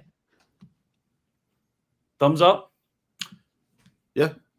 Oh wow! There's even fireworks in the background. Let's go. 4th of July, 10,000 Cray streams, being all ecumenical up in here. Jay, when did you hit? When did you hit 10K? It's probably a while ago. Who, me? Yeah. 10? Probably 2015, 16, somewhere in there. 2015, 16. Yeah, that was a little bit before my time, Jay. Well, when did you really start streaming? Like a year ago, 2 years ago? So I started blogging in 2019. Probably wasn't until 2021 when I started streaming. I've recently been getting into like the edited style. I mean, I'm not an expert comedian like you, Jay. So it's kind of streaming's a hard business, you know. So I have to go to the edited style. It's better for the the nerd stuff that I. Well, the edited stuff can do good if your channel's monetized, but I got demonetized a long time ago. So for me, really, live stream's the only thing that works. So it doesn't really make sense to do a lot of editing. But yeah, one thing I'd like to say to Pine Sap is we can reset too if you want. I'm sorry we had a heated exchange there with the issue of epistemology, but you focus on ecclesiology. My focus isn't that. So Ubi's a lot better debater at ecclesiology. So yeah, that's totally fun. We totally reset. It's all good now. Another thing too on live streams, one thing I do, or when I open it up for live stream, it's not formal. So it's always in that style of just arguing back and forth. But I do formal debates. So I'm not totally opposed to that. Yeah, I mean, I guess. For sure. If you wanted to do a formal debate on a certain issue, and I thought it was an issue that I would do well on, I mean, I'm not an expert in everything, and there's certain things that I don't want to debate. But if it's something that I think that I'm, well read on, have time to prepare, I'd absolutely be for that. As long as we can get a good moderator going. I think the difference though is that a lot of the stuff that probably you really find interesting, I don't really find that interesting anymore. So for me, things like epistemology or Theophanies, biblical theology, that's more interesting to me than like the papal ecclesiological debate or even the filioque debate. So yeah, I find sorry, Pine Sap, but I do find the papacy stuff kind of boring. It's like, dude, let's like rehash the same 4 talking points that we've already like been talking about for literally ever. I mean, I'm talking about this. I know I'm talking about this as a filioque guy, so that's kind of whatever. But I find the filioque to be a lot more spiritually enriching than a lot of the papacy debate stuff. Is the papacy what convinced you, Pine Sap? Is that why? Was that like the main issue? Because people have different things that convince them, Yeah, I would say for me, it was the main issue because, in Anglicanism, I mean, there were so many other Catholic elements in kind of the Anglo-Catholic background that I really didn't need any convincing on. Like anything Mariological, I was totally down with. There wasn't really a whole lot else in terms of like maybe stuff with the episcopate or what have you. So the papacy was almost like my biggest stumbling block to becoming Catholic. And ironically, it became like the issue that I was like the most interested in. Would you say the episcopacy? Yeah, like the bishops and stuff like that. Yeah, you have an Anglican background. Yeah, I was I was Episcopalian or born into the Episcopal Church of America. When I had like any semblance of religion in me, I instantly like renounced all allegiance to the Episcopal Church, and then I started identifying myself more as like an Anglo-Catholic. Yeah, that's what people are saying. Add Lofton. That's the thing. Lofton would never do something like this ever. He would like Jay. I do respect you, Jay, for like just coming on to chill. But, like Lofton, I mean, that guy, he never gives me the time of day ever. Dang. Jay, wish you a happy birthday, dude. He doesn't even give a bar that time of day. He used to. Well, hey, did you see the birthday troll? Did you see the birthday troll, Jay? Of who? So I had this on my birthday this year. I decided what I wanted is one thing. I wanted Michael Lofton to wish me a happy birthday. So I got my entire following to spam him all day on Twitter to wish him a happy birthday. And he reached 100,000 subscribers that day. So his entire like 100,000 subscriber about celebration you? chat was just Bill telling him to wish me a happy birthday, and he had like a low-key breakdown during the stream, and eventually typed in the chat "Happy birthday, Christian!" like exclamation point. All right, well, I'll give you props. That's a pretty epic troll. I have to give you props on that. Yeah, He's like, I this know. is highly unnuanced and uncharitable. Highly. Highly. Yeah, because you were on Reason and Theology back in the day, weren't you? So you guys remember, like, originally it was just interviews on the topic of like Eastern theology, right? Right. Yeah. And then it turned into when they had Craig as a moderator and they had, or as a co-host and a bar on there, it was pretty good. Like, it seemed like a pretty interesting, and they would even have like Orthodox and Uniate scholars on. And then there was this huge sort of bloviating of Lofton's ego, and I think that's what eventually that ran Craig off, and then that ran Ibarra off. But there was a lot of really good like discussions back at the time. I remember I was on there with Lofton just talking about Palamos for like 2 hours one time. Everything was cool at the time, but then he decided that I don't know what he decided or what made him go in that direction. Yeah, because Lofton, he I had no idea, but when he started Reason and Theology, and for a while he was Eastern Orthodox. Yes. I always forget that too. Yeah, it's like this. It's the Lofton arc is one of the strangest stories, and I mean now it's like this guy. I mean, when did he start Reason and Theology? 4 years ago. So he's been Roman Catholic probably about as long as I've been Roman Catholic, which is 3 years. And I mean, he's rebuking Cardinal Zen. He's out there, you know. He's Pope Francis's top guy. I mean, I thought I was Pope Francis's top guy, but apparently, I think when he went after Dr. Phaser was like in that weird way. That was kind of like, and I think Catholic Answers told him to chill out. So I heard. So that was a little much. It was a little much because it's like, even if you disagree with Dr. Phaser, like, he's a good guy. He's not a bad dude by any means. Like, there's no reason I have my share of beef with Dr. Phaser, but I actually had a little contact through somebody, briefly through somebody close with Dr. Phaser. So I hope I made a good impression. I want to go back to those. Okay, let me see. Ed Phaser. You guys remember like the thumbnails and titles for those videos, the Ed Phaser videos from Michael? They were like absolutely unhinged. I think so. Yeah. Like, it had his face spliced in when he was on, I think like on EWTN or something like that. Let me check real quick. Yeah. Let me see. It's like famous Catholic philosopher bullies me or something like unhinged like that. It was something like bullies. Can anybody find chat? Can you find this? I don't want to topic shift, but I just want to say this, Jay, since we're having our reset. At first, I was giving you crap for the Married to a Funko Pop song. Honestly, I love it. It's like a low key banger, dude. I love that song. I appreciate that. I've been giving you crap too, so I apologize for all the crap I gave. Oh no, it's all good. And I any of my mean tweets or whatever, I'll delete them. You know, there's no You don't reason have to to delete be them, like it's fine. at odds or anything like Yeah, that. Jay, I'm gonna keep mean tweeting because that's You I'm can- gonna keep So let me trying to- say the first thing that made me mad that you did, Wagner, was that Tim and I are really close. We got to be good buddies. So you and Tim had a big spat, and that called him a pissed me off. sodomite. That pissed me off. Calling him a sodomite pissed me off. Yeah, you know, That's why I was like, all right, I'm not gonna interact with this dude. Yeah, I just that I don't know.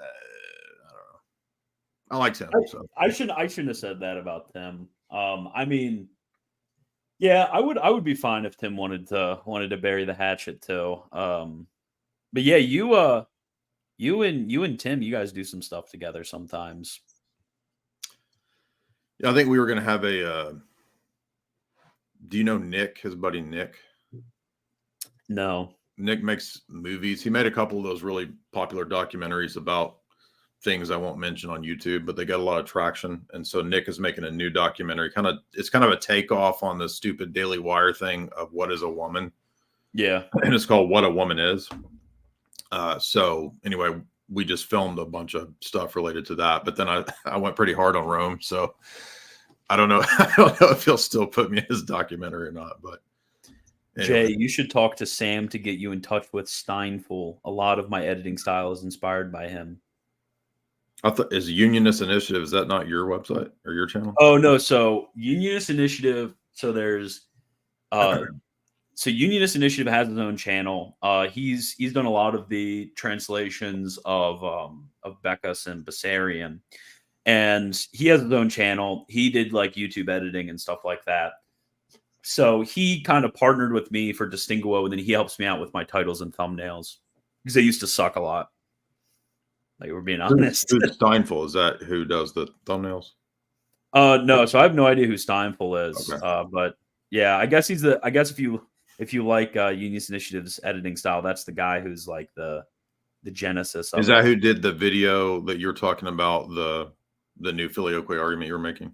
Yeah, that was Unionist Initiative. Yeah, he did the video. But no, my filioque video, that was kind of just kind of wanted to rehash a lot of the stuff that I've already went through. I'm not really sure what direction I want to go into next, making videos about, because there was a lot of stuff I was doing with like Reformed people trying to quote St. Augustine against us on justification. Well, I don't know if you think we disagree on justification, but no, I mean, well, I assume that we would agree against Protestants about justification and Augustine. Yeah, I guess we would just kind of disagree on what exactly we mean by grace, whether it's uncreated or created. So, yo, Jay, I need you to perform I Need an Alien to Twerk for Me, low-key banger. I haven't listened to that one. I need the royalty-free background track. So all those songs are just random, like royalty-free tracks that I found and just randomly singing over. So, but the have you guys heard the Matt Dillamonkey song? No, I haven't. No, I got to listen to that one. I'm about to pull it up. Okay, let me see. Matt Dillamonkey, that guy's a character, quite frankly. I remember when who was it? The guy who runs the Crucible was going to have the debate with him. Yeah, and he just ran off. Yeah, he just got left. So angry. Okay, let me share. Yeah, you know he dates a. Hey, let's not get the channel banned, buddy. A person we just reached 10,000 subscribers. Yeah, you know, I mean. a person with a different lifestyle. I'm a master of speaking in code. You don't have to worry. Yeah, Skittles. Well, Matt dates a person who is really. Who is Matt Dillahunt? He's like most famous like Reddit atheist debater out there. Oh, really? Yeah, I'm not into the lore. Okay, I'm gonna play it. Let me make sure I'm on 1x speed. Okay, we're good.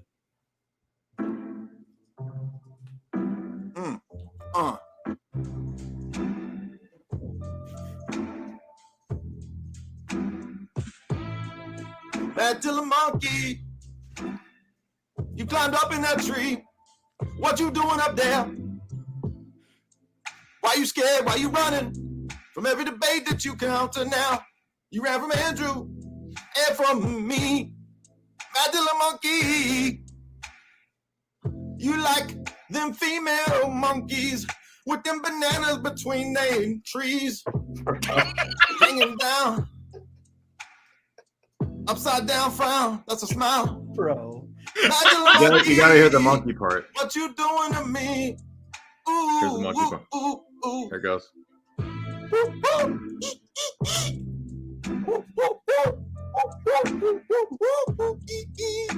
right.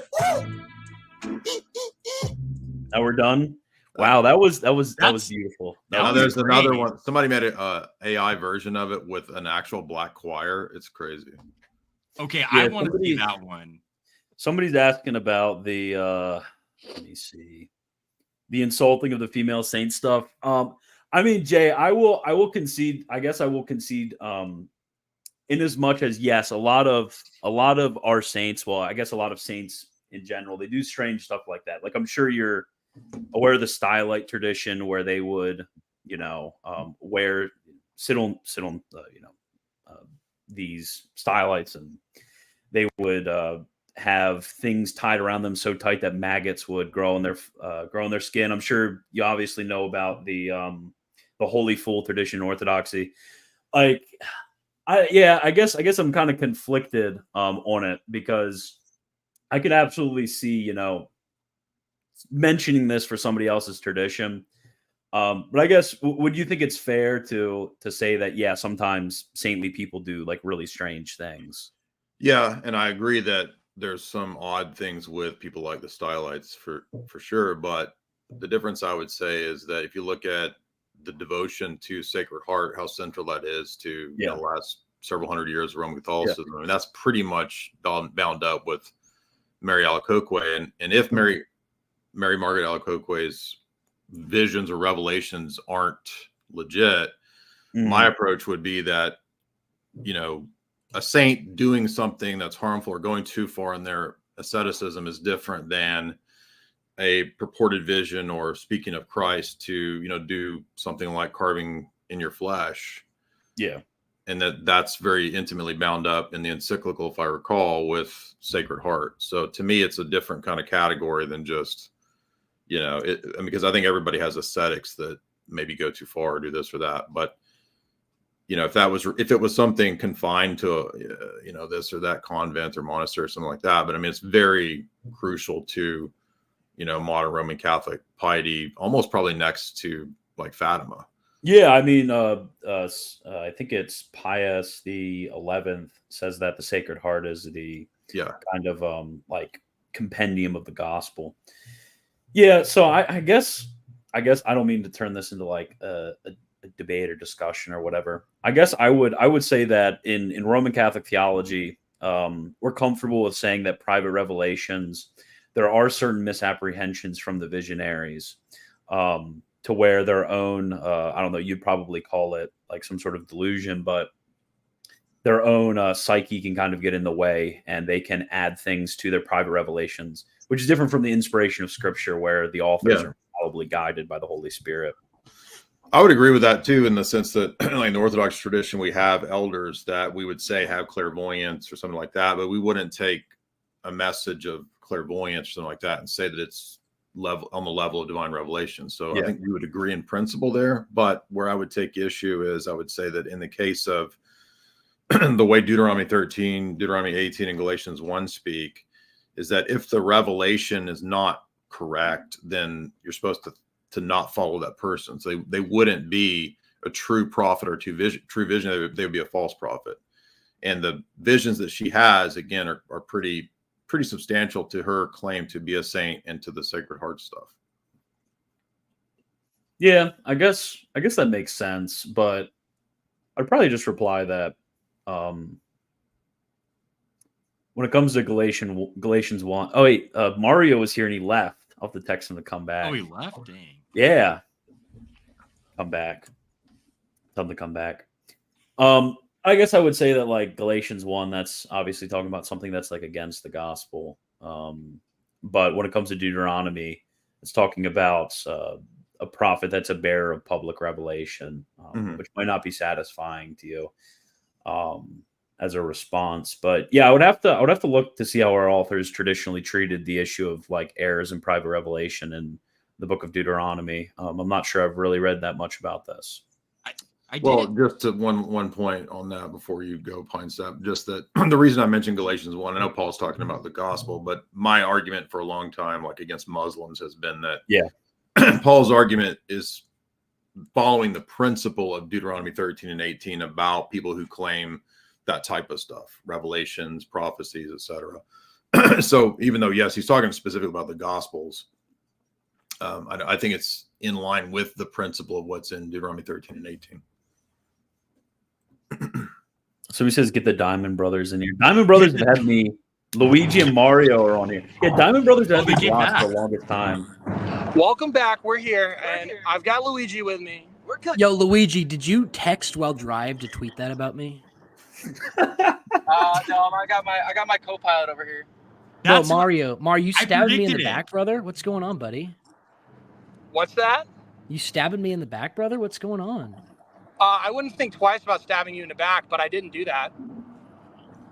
Yeah, I think everybody here agrees, J. Athanasius, that Anglican orders are invalid. Yeah. Rough. It's over. Yeah. What does J. Dyer think about the validity of the Masoretic? What do you think about that? Oh my gosh. Can we get this Luigi, this isn't about you. None of this is about you. You already got cooked on this. You already got cooked on this. You actually got cooked. You got cooked, Jay. Luigi, you got cooked. No, other Jay, not Jay Dyer, Jay. Other Jay. Athanasius Jay. Yeah, thank you. You said we can't use the Septuagint at all. I gave you an example. Whoa. Where you have to use the Septuagint, for it to be an accurate quote, and you had no answer to it. You got cooked. When did I say you can't use the Septuagint? When did I You ever said that say explicitly. Anyone can wind this Where do you back. think we got the Deuterocanon You from? said explicitly that we cannot use the Septuagint. That is not what I said. said that That is, explicitly. I Did you never say said that? that. Clip, source. Everyone Hey, can pull up wind it back. your phone pull it right up, now. James. Pull up Everyone your phone can and get a wind it clip back. right now. Clip me Everyone right can now. wind it back. He's Everyone walking can it wind back. it back. He's walking. Watch. He's basically conceded. Okay, I'm muting Jay Athanasius. He's not allowed to talk anymore. Thank You're ruining the vibe, Jay. Other Jay. Thank you. Thank you. Little trying to Jay. show- Little Jay, not big Jay. Jay Dyer, how tall are you? That's been a big point of dispute. 6'1" to /6'2", depending upon. I'm 6'2", so I think 7'3". I'm like slightly taller than you if you're between the two. You know? Well, it Having depends on whether having I'm met wearing my Luigi heels in or real not. life, so. Having met Who's Luigi this in guy, real life, Gene? I can confirm that he is 9 feet tall. He's not. Yeah, Jay, if you're ever around Charlotte, I mean, you gotta come down. My wife will make you What's the best that? monkey bread ever. Charlotte, Yeah, I'm near his Charlotte. Wagner's wife makes great spaghetti. Dude, yeah, my Even wife in did Charlotte, Browns too. Remember that, bro? Charlotte, North Carolina. Yeah, Charlotte, North Carolina. Oh, That's where okay. I'm at. Well, then me and Christian were supposed to hang out in Detroit, but things fell through too. I was really disappointed. Yeah, is everybody going to AFPAC? Everyone should. What? If Wagner and Dyer were women, this beef from today would have lasted 30 years. instead That's of true. lasting 7 hours. That's so true. Very I can true. drink for that. Hey, Unionist Initiative said Gene's here to tag me out, by the way. check my I don't feel like checking my DMs. Jay, so you know how you wanted to have that wrestling match with Gideon Lazar? You remember that? Yeah. Yeah, I bet I could destroy in a wrestling match, dude. I wrestled back in the day. You probably would beat me in wrestling, but I'm thinking about trying to find somebody to box. I was really wanting maybe like Lofton or somebody to do a creator class. Yeah, I would do. I don't think you'll do it though. I've never boxed before in my life. Well, I'm not experienced. Be real, boxer be either. real. If I were to start Mario Con once a year, and I just invited all these different people on Twitter Mario, to I come would just like absolutely. and we do a creator Mario. clash where we just like fight each other with pool Yeah. noodles and try to knock That each other sounds off fun, the platforms. You remember Wipeout? Remember that show Wipeout? Yeah. If I hosted like my version of that, I invite Jay, I invite Wagner, I invite Pine Sap, I invite Ubi. I just invite all these different apologists, and then you guys just fight each other. What do you guys think? Is this a bad idea? Dude, I would that'd be come up awesome. for it. I'd be down for that. I mean, Wagner, you would probably beat me for sure in wrestling, but it might be a good boxing match. I'm not some kind of badass, but it sounds fun to do. Yeah, we just gotta like get a bare knuckles boxing ring going. Just absolutely. Just go That'd be straight up so bloody. epic. Can you imagine like first round? Who might dude? William Albrecht would absolutely destroy us all. Like, let's be honest, he would just kill Dude, us that's all. real. I'd dab for that one. I see all his thumbnail edits and they're like this, and he's just like low key showing off his bicep in every single one. I'm gonna grab another beer. That sounds good.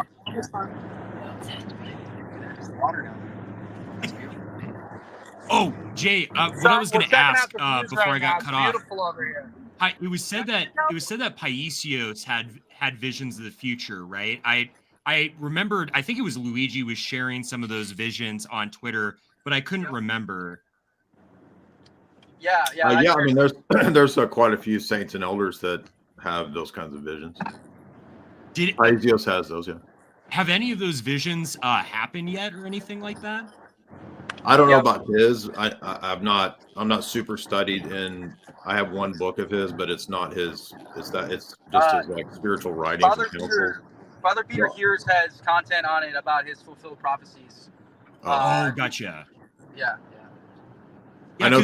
There's a really interesting one from St. John of Kronstadt that I think is fulfilled. Oh, what's that one? It's the vision that he sees of what. I mean, I don't want to make you guys mad, but it sounds like a clown mask. Oh, gotcha. Yeah, what's with the famous who's Jaim, by the way? I have no idea who this guy is. Jaim. But what's with the infamous Yabara debate where you said clown mask? I thought that was like a really A really Chad move right there. The what debate? Remember the debate with Ybarra where you were just like clown mask, clown mask? I thought that was hilarious when I saw it. I may have said that, I don't remember, but yeah, I can't find that debate anymore. I was going to listen to it earlier. I was like, everybody brought up the Ybarra debate, and I was like, I want to watch that. It's still on my channel. I tried to look for reasonable theology, and it's not on there. No, I think that debate's still up. If you look it up. Here, I'll give it to you. Yeah, it used to be like number one on the Reason Theology channel until they just. Right. Dude, have you seen the number one for RNT? It's hilarious. Let me share my. What's the number one? I'm muting you, Luigi. You're so loud. How do I mute this guy? There you go. So if you want to look up the thing I'm talking about from John of Kronstadt, it's on this Russian Orthodox website here called Vision of Our Holy Father, John, the Wonder Worker of Kronstadt. Oh, gotcha. Yeah, I think that's the one that I'm look that up later. familiar with. It's pretty good, but I don't know much about these other ones. Yeah, where is it? Is it in the live? I think it's in the live. Yeah, let me see. Oh no, it isn't. It's not up anymore. Yeah, it was this one. He posted it like 3 times. The Calvin Robinson thing, like shocking. Watch this video before they take it down. That was his top video forever. Like, he posted it twice, and those are his 2 top videos. The same video posted over and over again. Dude, Calvin was tone policing everybody the other day over that woman that was ordained. Dude, let's be honest. Calvin's the worst. Like, I don't know why all these guys are just like, oh, I need Calvin Robinson on my channel. Like, he's like, look at this base, like Anglican priest, old Catholic guy. Like, the guy said, Jay, you find this hilarious. He actually said, I believe everything in the Catechism of the Catholic Church except the worshiping Muslim, the Muslims worshiping God part. I'm like, dude, you believe in papal supremacy, but you don't believe it. Which guy? Who? Dude, Calvin Robinson, the half black white priest guy. Well, he says he believes in the Catholic Catechism. He believes everything in the Catechism except the Muslims worshiping God part. But he's Anglican, right? Old Catholic. He was Anglican, and then he switched to Old Catholic. Oh, that's awesome. Yeah, like every Anglican in existence, he left the Anglican Church. Well, it's so funny because, the other day, I was hanging out with my buddy, and we were going and like shopping for some new threads. And I pull open my phone, and I'm seeing like just Twitter blow up about this, like, I think like 23, 25-year-old woman who was ordained as like an Anglican priestess. And everyone's like, did you see the Calvin Robinson tweet? I'm like, what tweet is this? And he's literally the entire time like tone policing and sounding literally like a liberal, right? He's like, it's her different faith tradition and don't make fun of her. Don't mock her. I'm like, oh my goodness, brother, gag me with a spoon. This is disgusting. Well, I heard you guys talking about Masonry earlier, right? We were talking about that. The history of the old Catholics, like they have a long history of being like sus into like secret society, Masonic type stuff. Oh, no way. I didn't know that actually. Yeah. I didn't know that either. Yeah. There's a lot of sussery in old Catholics. I don't know if you'd be willing to, Jay, but do you want to share some of it with us? I've actually never heard that before. If you look into the wandering bishops phenomenon, kind of the not like some of the non-canonical elements of the so-called Orthodox world, some of the wandering bishops in the Roman Catholic world, and the old Catholics, they all kind of overlap. There's not a whole lot of academic literature on this. There's a few things, but if you start with something like, I hate to recommend the book because it's not a book I would really recommend, except that it touches on this topic. It's called Sinister Forces. It's a 3-volume set that deals with some of the Masonic secret society connections of wandering bishop phenomenon. But have you heard of that before? Wandering bishops? Yeah. Episcopal Vagantes. Yeah, a lot of it overlaps with like spies and espionage. That makes a lot of sense. Because, with the old Catholics, like I had studied the lead up to Vatican I and stuff like that. And I'm probably mispronouncing his name because it's got the 2 dots over the O, but Dolinger and, the kind of disputes that were going on there. But I had no idea about the Masonry connection to the old Catholics.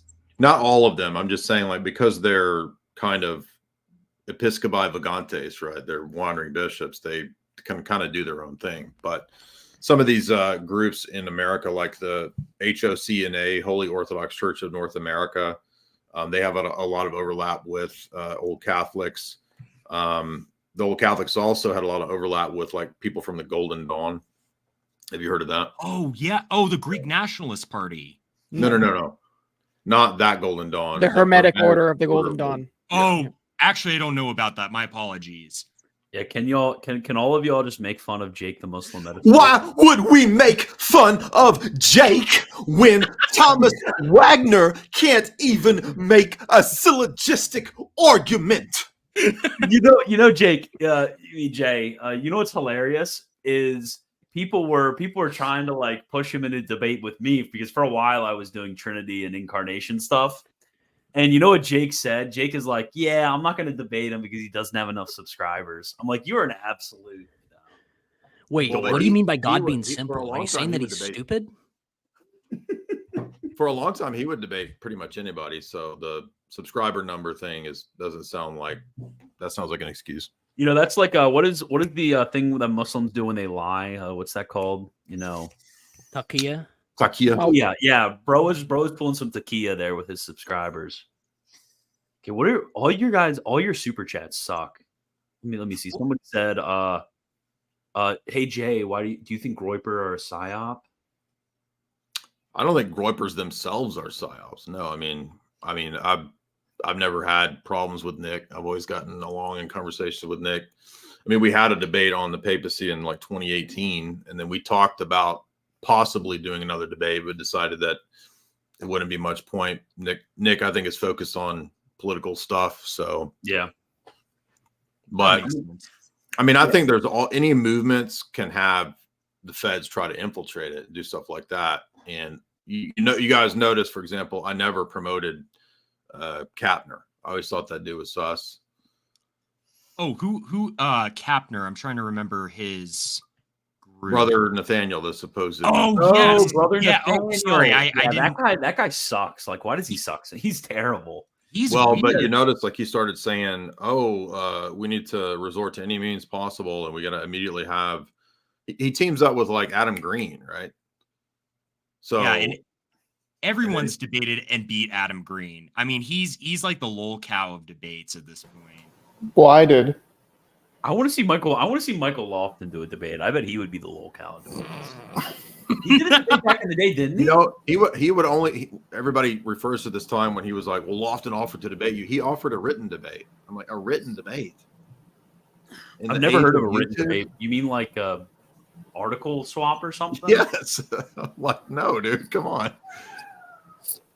Why would I do a written debate? We have YouTube channels. Come on. Yeah, how much money do we need to get for you to get Nicholas J. Fuentes to get on? I don't know, bro. Like, what do you want me to text him or something and say, hey, Nick, like, hop on stream? Like, you think that's how Nick functions? You think he's just like everybody's beck and call? Dude That's can't even, awesome. What's Jay Way? What's your BMI, Jay? dude can't even start his own streams on time. You think he's gonna start? You think he's gonna just come on when you call? Like, Yeah, real. My BMI? I don't know. Yeah, someone wants to know your BM. Someone wants to know how much you weigh. They want to. Yeah, River Ron wants to box you. I'm like 190. Ooh, bros like blue steel over there, man. Okay, wow. All these super chats suck. You guys need to ask cooler questions. Position on the secret space program, the moon landings. Don't you have like whole streams on this? Come on, guys. Just use a YouTube search function. I mean, I'm a skeptic about anything like the establishment claims. So, especially science stuff. Like, I take metaphysical, transcendental argument stuff to be the most certain stuff that we can have. Yeah. Knowledge-wise. And then, like, soyance, space stuff is like I'm the most skeptical of that stuff. So I don't have any certain position, but I don't think that the pictures that they've shown us make much sense. I think the idea of golfing on the moon is kind of absurd. But I think secret space program, that just means like black budget money that funds like surveillance and NSA stuff. Yeah, I mean, they had like the first thing they did on the moon is had a sacrilegious Eucharist from a Presbyterian. You know, they were Masons too. Were they? Yeah, like Buzz Aldrin, all them are famous Masons. Yeah. Oh, I believe it. Yeah. How come it's like always how come it's like the that letter of the alphabet? You know what I'm talking about? you know what I'm talking You about. know, It's always you know one of that the letter. two. It's Yeah. always one- if you're a goyim, you're part of the Masons.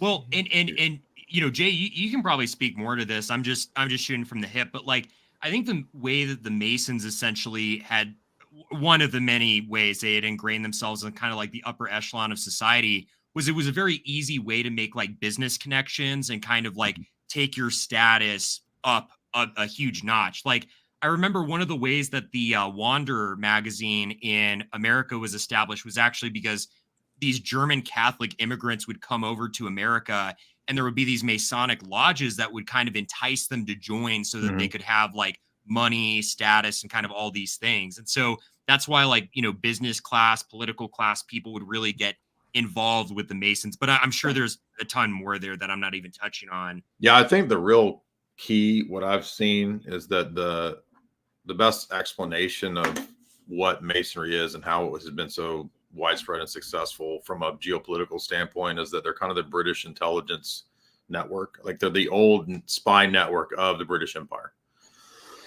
So if we understand that, we begin to understand, I think, why they set up their lodges everywhere in the world, and everywhere that Freemasonry went, you had revolutions against throne and altar.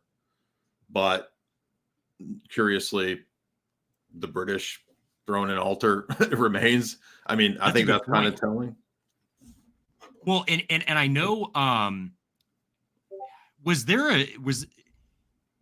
pretty sure there was a large Masonic participation in the Bolshevik Revolution too. Oh, yeah. Because I mean, I remember you had like lodges funding the revolutionaries and stuff like that. There were some other bankers funding those. Yeah, I mean, the banking. We all know about that one. The banking elite use a lot of the lodges, particularly the Grand Orient lodges, which is what like Trotsky and Lenin, like they were really into Grand Orient stuff.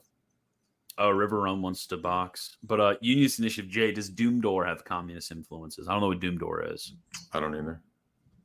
Dang, man, I'm not a boxer, so I'm sure I whoever can't believe the British Empire is subverting like all of these monarchies through the Grand Orient lodges, like notoriously known. The British Empire. Yeah, the British Freemasons notoriously on great terms with the Grand Orient. Awesome. Yeah, you guys LARP about like how great Elizabeth I was, but Elizabeth, she had the chance to stop abortion in the UK and she completely flopped on it. I'm sure there were plenty of British Freemasons who didn't like Bolshevism, and I've talked about that quite a bit. So I'm not trying to oversimplify it. I'm just pointing out that Freemasonry itself as an institution historically seems to be, according to Jessica Harlan Jacobs, she has a whole book on it called Builders of Empire. She's just arguing that the historical rise, is that it was connected to the British intelligence structure. So it was like espionage for the British elite. But then I would say, like when you get to the period of the Cold War, there's a real Cold War between people who don't want Bolshevism and then people who, are more conservative minded, even in Britain. But if you look at something like, Quigley or Sutton, they argue that there's a higher level above even like, powerful British Masons, where we're talking about the Rhodes, Milner, Rothschild Society, like that elite group is above the dialectics of the Cold War. So at that level, I would say, yes, they do like the Grand Orient stuff. Yeah, there's a speculation that Sam Hyde is inquiring into Orthodoxy. When I was up there hanging out with him, we talked about a lot of things. We didn't really go into much religious stuff. Actually ended up, Sam was pretty busy, so I hung out with him the second day, but I mainly hung out with Nick. But we didn't really talk about a lot of Orthodox stuff. So, I mean, Sam has asked like questions here and there, like in DMs or like phone conversations we've had, but not any like specific, I am inquiring into Orthodox or anything like that. He just kind of asked more generic Christian questions. Oh, okay. What is Sam's religious views? I've never been able to pin him down because like one time he was like making fun of the Old Testament and I found that to be really distasteful. But then like other times he'll kind of almost hint in a Christian direction. I can't really pin him down. That's actually a good question. I'm not sure I never did ask him what his background was. I should have, but I didn't think to. Next time I talk to him, I'll try to ask him. I don't know who James L. Kelly is either. That was a dude I used to know like 10 years ago, 15 years ago when I first started looking into Orthodox theology. He wrote a book on alchemy and critiquing Latin theology. But he, in my view, he kind of went off in a direction that I didn't find to be very healthy. So we just kind of went our separate ways. So I don't know what he's up to. Yeah. Man, what is it with these guys? I would love to see J. Dyer Luigi debate Timothy Gordon on the papacy. I would give my paychecks to that. You guys are giving like your paychecks to see internet debates? I don't think Tim always says he doesn't really care about, not that he doesn't care about the papacy, but he doesn't care to debate the papacy. He's like, he says the only thing he will debate is like anything relating to Aristotomism. Like that's the only thing he says he's willing to debate. And he will only do it in person, which, to be fair, in-person debates are a lot more fun. Yeah. But the more I go, like the more I have looked at a lot of these issues, like the reason that I keep going back to epistemology is that I actually am convinced that epistemology comes first. Now I know you guys may not agree with that, but I do think that that's the case. So that's why I actually do kind of agree with that, Jay. I actually guess I would when I was Protestant, I actually was just talking to somebody and they were asking about the canon. And I basically told them, I'm like, look, we can like debating over whether the Deuterocanon is canonical. I mean, we could go back and forth all day. You can say Jerome and I could say, well, he's a minority of the fathers. You can say this about this book and I could say that. We could basically have like very even responses on both sides. But unless like we actually discuss like what constitutes canonicity and, you know, foundational issues of like, okay, how do we know whether a book is canonical or not? It does feel very circular. And in that sense, I do agree with you. I mean, I felt that a lot with my debate with David Erhan. I mean, I felt like both of us had a pretty good showing during that debate, but it really felt like it would have been nice if there had been, you know, an ability to have foundational discussions of like, okay, well, I don't think it's okay for you to deny St. Augustine and these fathers, but you think it's okay. So like, can we discuss why we think that's okay? And that's eventually going to bring us to a place of, you know, discussing where religious authority can and cannot be found, which comes up in Protestant debates all the time. Yeah, I mean, I think if you do a lot of arguments, like you said, with Protestants, where you're focusing on nature and question of authority, it although it's not directly about epistemology, like the underlying position kind of comes back to that. And after having a lot of arguments with Thomas for many, many years, to me, it seems like the impasse, and I was having a long DM discussion with Tim about this, like our impasse isn't like, you know, is there telos in the world? Is there causation in the world? It's like, how do we know that we have the right, you know, axiomatic first principle starting point? So to me, it's like the modern philosophers are correct, not because they're modern philosophers, but in raising the question of, are you putting the metaphysical cart before the epistemic horse if we're going to start our first principles from natural philosophy, natural theology, etc. So to me, that's where the locus of the debate is. Yeah. So actually, I'm not going to turn it into, I was going to start asking about natural theology. So we can talk about that some other time. I'm actually interested in this. Is like, do you know anything about the history of Freemasonry and why the Freemasons like basically stopped being a like important force in the world? I think they do have still some influence, but maybe, you know, with the decline of the British Empire, the influence of Freemasonry wasn't as relevant. I mean, the Freemasons were useful in the last, you know, the 1800s to basically overthrow all of the monarchies for the most part in the world.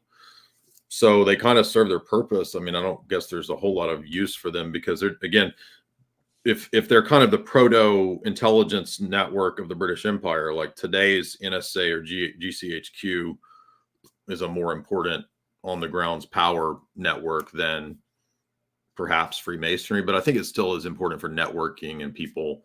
I think it's still part of the structure, maybe not as important or relevant.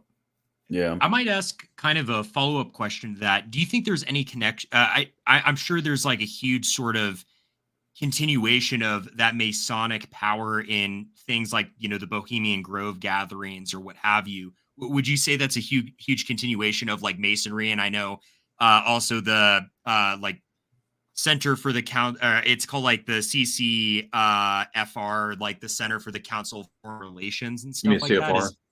Yeah. I think those are more like policy steering committee groups that do have obviously many Masons amongst them. So you'll like, there's a really helpful graphic that Alex always puts up where it shows like all the people that attend Bilderberg are the same people that attend the CFR, and they're the same people that attend. They're the same people that are like the CEOs of like the top 100 media companies. So, and many of them obviously would be Freemasons too. So sort of like a lot of different networking, steering group, NGOs, think tanks, foundations kind of all overlap.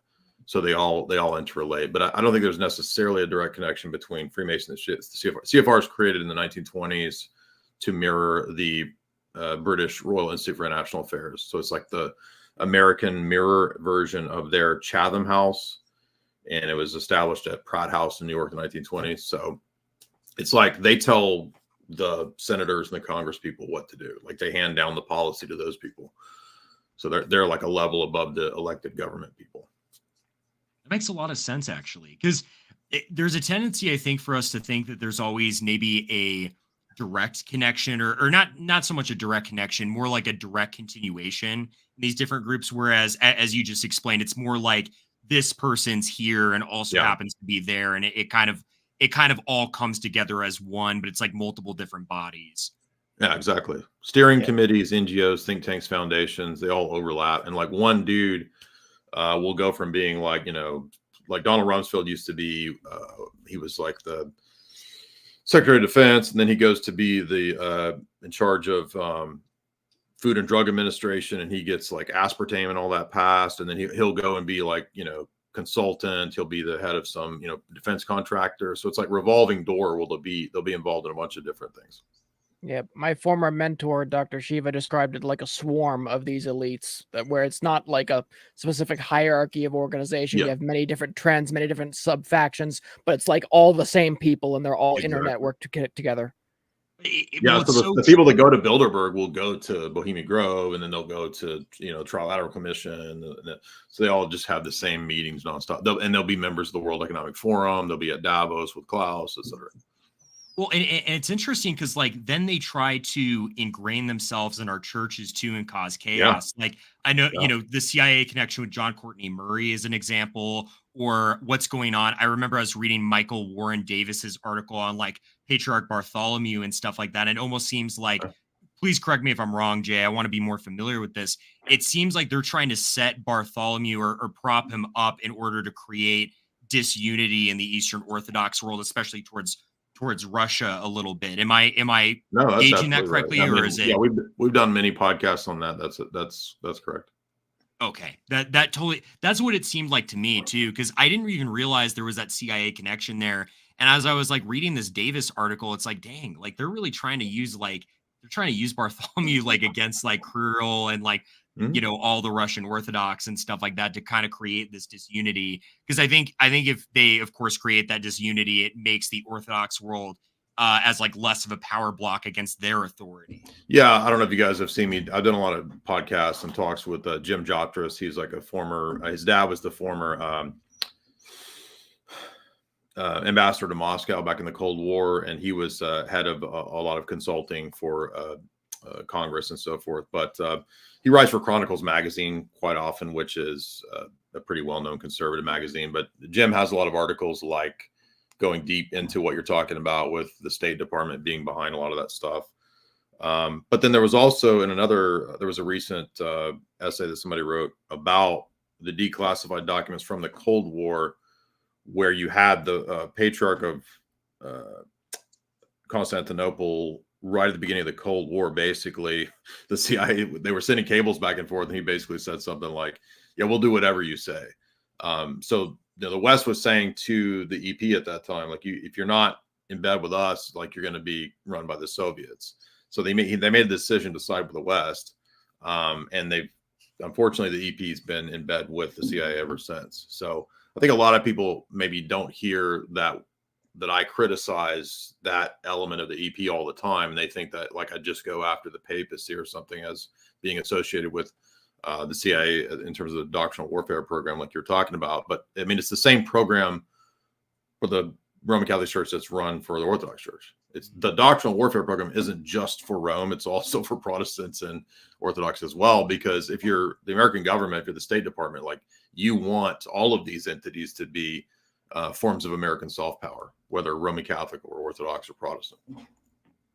Well, and it's interesting because like the ways that have been like led up to this sort of Ukrainian conflict that we're now seeing, it really seems like almost, you know, one of the reasons they want to take down Putin so bad is because he's like kind of a bulwark against that CIA power. I mean, we know that's one of the reasons that like we got led into this war, right? Was that whole tendency of you know, the CIA created that color revolution, like what was it, 2012, 2014, Absolutely. And then from there, you know, they're propping up sort of these different CIA-backed blocks in Ukraine and stuff like that, to the point where isn't it the Ukrainian Orthodox Church under Bartholomew like will like venerate these Ukrainian nationalists who I don't even think they were like Christian, like they were like pagan or something. Yeah, absolutely. Yeah. In fact, John McCain and the former head of the CIA flew over to the Ukraine to give an award to, I think his name's Dumenko, the guy that they set up as kind of the new schismatic Orthodox Church there, so-called. And what's funny about Bartholomew is that if you go back a few years, like Bartholomew said that guy was non-canonical and never could be accepted. But when Big Daddy Uncle Sam puts pressure on Bartholomew, Bartholomew says, okay, he's cool now. So yeah, that's how it works. Well, that makes sense. I have no idea who these people are, Jay. You're attracting all the Nick Rockefeller. Nick is Sam's. He's part of MD, $1 Million. Oh, okay. So $1 Million Stream is Nick and Sam and Charles. Yeah, I think Nick was raised Catholic, but he didn't say anything about whether he's like a practicing Catholic, so I'm not sure. Okay, and then somebody is asking about what the future looks like for Israel. I hope not well. Here's that article at Pine Staff. You want to read that? Oh, yeah. It's called Patriarch Athenagoras, the CIA and the State Department. Yeah, because I had started to read about dude, I'm so sorry. I still gotta get Greek names down. I butcher them so badly. I'm such an American, but Patriarch Athanagros, like his kind of connection to America being very what? You can't say that on stream, bro. I laugh about that. I was waiting for that. Yeah, I'm just gonna Athanagros. I remember reading about sort of his connection to the CIA and stuff like that. I hadn't really explored it a whole lot, but it seemed like a really big issue kind of in the Eastern Orthodox world. Yeah, you guys have heard of American Conservative, right? Pretty well-known magazine. So I found this article. This is the big one that they published a couple months ago. CIA's Man in Constantinople at American Conservative. That's another good article to read, which is kind of wild because like I did a podcast on that very topic in 2018, and a large portion of the Orthodox world called me nuts for talking about that. And now, like, this is after the Ukraine stuff, after the American Conservative is now publishing articles on this, it's kind of like known. But to talk about this in 2018 is like they're like, you're crazy. This is nuts. So, well, and it's interesting because doesn't Rod Dreher run American Conservative, or is he just one of their more preeminent writers? I know he's deeply involved in it. I don't know who actually runs it, but absolutely, great point. Yeah, I mean, he seems to always gatekeep people. I remember there was that. I mean, there was that like video that trying to remember. I think it was like the Distributist and Aaron McIntyre did, where it's like he just constantly is like gatekeeping and trying to shove people out. It seems like they did that with you. Like they were just trying to kind of gatekeep you, putting that under the rug. And then that article you referenced was the one written by Davis, right? Yes. Yeah. It's like now they're just talking about it after you're talking about it since all the way back in 2018. It's like, I think the Ukraine stuff really made this public to everybody. Yeah. Well, it's so interesting because like you have, I mean, even with to give kind of a comparable example, even with like the Israel conflict and stuff like that. I mean, like GDF, who he's like a lefty and stuff like that. I'm surprised YouTube is not taken down his channel based on some of the stuff he says. I mean, even as like kind of a more left-wing anti-colonial figure, he touches that topic in such a like controversial way. I'm surprised he hasn't had his channel pulled. Well, yeah, and it's Duran like had confirming all that stuff. Oh, sorry, go right ahead. The Duran's another good point too, because they had me on. We had a whole podcast on this very topic. They cover this nonstop. So, and I mean, I'm glad they haven't been taken down, but yeah, they're in a similar boat. Like, I'm surprised that like they've been allowed to. They're still monetized, which is great. But you know, like some people seem like who you say GDF? Who's that? Oh, I just found him actually like 2 weeks ago. He's this like anti-colonial sort of more left-wing, like he made a stupid video saying like the kingdom of Israel wasn't real. And he cites some like revisionist biblical scholar who was disproved like a year later. But he's this streamer who's really been sort of attacking like the Israel lobby and what Israel is doing in Gaza.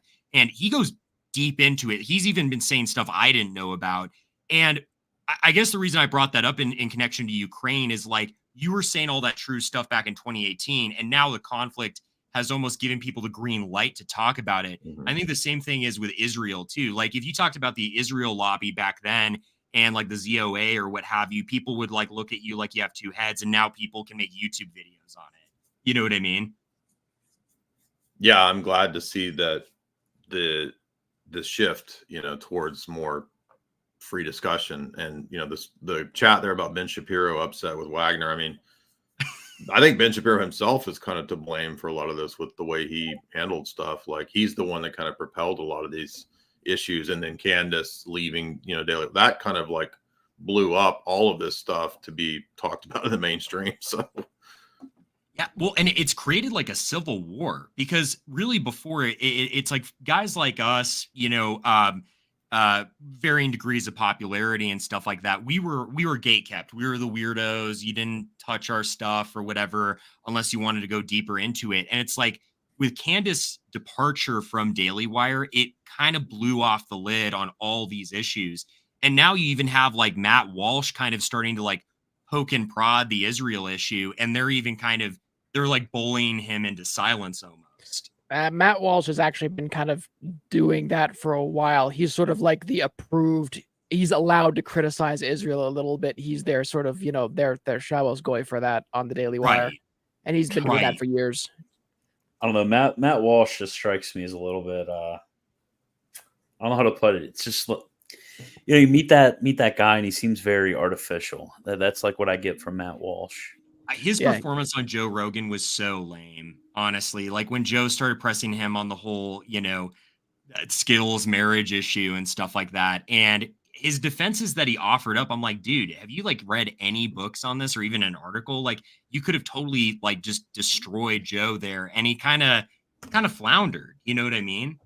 Yeah, and then there was the issue where Joe Rogan asked him how many kids are going through transgender operations, and he said, I don't know, like 3 million, which is just categorically insane. And like Matt Walsh had done the documentary on this topic, and the actual answer is like 1 to 3,000, and he was off by 3 orders of magnitude, and just looked totally ridiculous on the internet for everyone to see.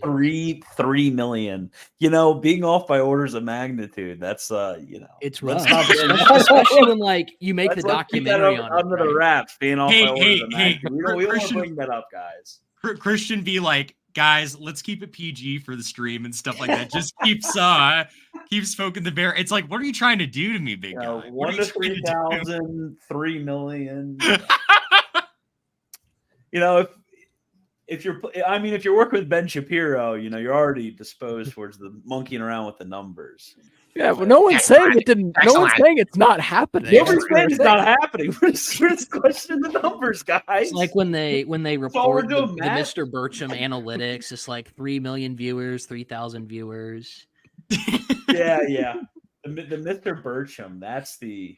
Oh my goodness! That's the most ridiculous stuff ever. These guys dude, and then the new norm. Did you all see that on Twitter the other day? It was like Mr. Burcham Part 2. It was better. Like it made me laugh. I thought it was better. funny. No, dude, the new norm sucked even worse. Like it was more awful. This is the thing. It was secretly made by leftists. That's my headcanon. That just makes it just much more funny. It's a psyop the entire time. They're like that actually makes it funny. That's what's sad. I watched Mr. Bertram's pilot on this really sketchy website, and the problem is it was actually funny. The pilot for Bertram was actually was it? It was, yeah. Yeah, I don't trust you're Anglican. You think like women can be priests and transgenders can be bishops. That's true. My bishop's actually a woman, but your bishop's actually a woman. Yeah, really. yeah, but her bishop's trans. Yeah, so how many hundreds of people is your bishop over? You're like what, like 8 people in your parish? Dude, I do not have 8 people in my parish. Dude, it's actually 10. How many people do you have under the age of 30, Till? Me. It's one. Oh, no. Big guy. What's going on? We did have a Filipino girl wandering off the street. Apostolic Christianity. It's like 3 people. Yeah, dude, this is real. Like the 7,000 Episcopalian grandmothers shall inherit the earth. This is the faithful remnant. I'm telling you, it's the Episcopalian grandma is giving like $10,000 a month because their husbands died 40 years ago and they still have his still have his pension running in. Yep. That's what all these parishes are run by. We joke about that, but that's like unironically true. I mean, like the donations and stuff like that these Episcopalian parishes get is kind of insane. It's the only life support that they have. Yeah, I worked in an Anglican parish, and it was ACNA, but it only had there was only 30 people going there, and it was just a massive building. It was like $1.2 million building that they were, easily paying off every month. We're only almost done paying off. I'm like, you have 30 people here. How are you? And they had like a full-time priest. They were paying me as well. My wife was like the secretary. And I'm like, you guys, they had I think they had a 4th employee too. And I'm like, you have 30 people and 4 employees and like a $1.1 million $1.2 million building. Like, what is going on here with it? It's literally these grandmas just giving insane amounts of money to these Anglican parishes. Just like let them all, let all of the Anglican parishes go after this generation dies. No, the REC is doing pretty well, surprisingly though. Like the first REC church I ever went to, they were basically totally demographically blended until you got to children, and then each family had 12 children. It was kind of unreasonable. Wow. But they were doing really well. It was pretty surprising. Mm-hmm. Yeah, I have no idea what. Jay, you're here and everybody's asking the weird questions. When are any of you Christian apologetics? I don't know what a Christian apologetics is. Ever going to do a deep dive on Alex insert man that nobody's ever heard of in the entire world? Why are you avoiding that book? Of the person none of us have ever heard of. Yeah, well, I'm not an apologetics YouTuber. I'm a meme YouTuber, so. If none of you guys have heard of this book, so I think that if I know do 200 years together, I mean, it's a famous book. I mean, it's because it's going to deal with the Amish question. So it would have to be for me, it would have to be on members only type of. It's a comprehensive history of Jews in the Russian Empire. Yeah, well, and it's funny too. Or no, that wasn't the one that they tried to give. Jordan Peterson. I think it was wasn't it Gulag Archipelago? No, I'm sorry, Gulag. You're right, Archipelago. Yeah. Did they try to give to him? And there's that leaked video where he's like, "I'm not going to take this book from you." That's pretty good. Yeah. Wait, I want to hear your impression. Not going to do it. Can't do it. Can't go there. No. Yeah. Yeah.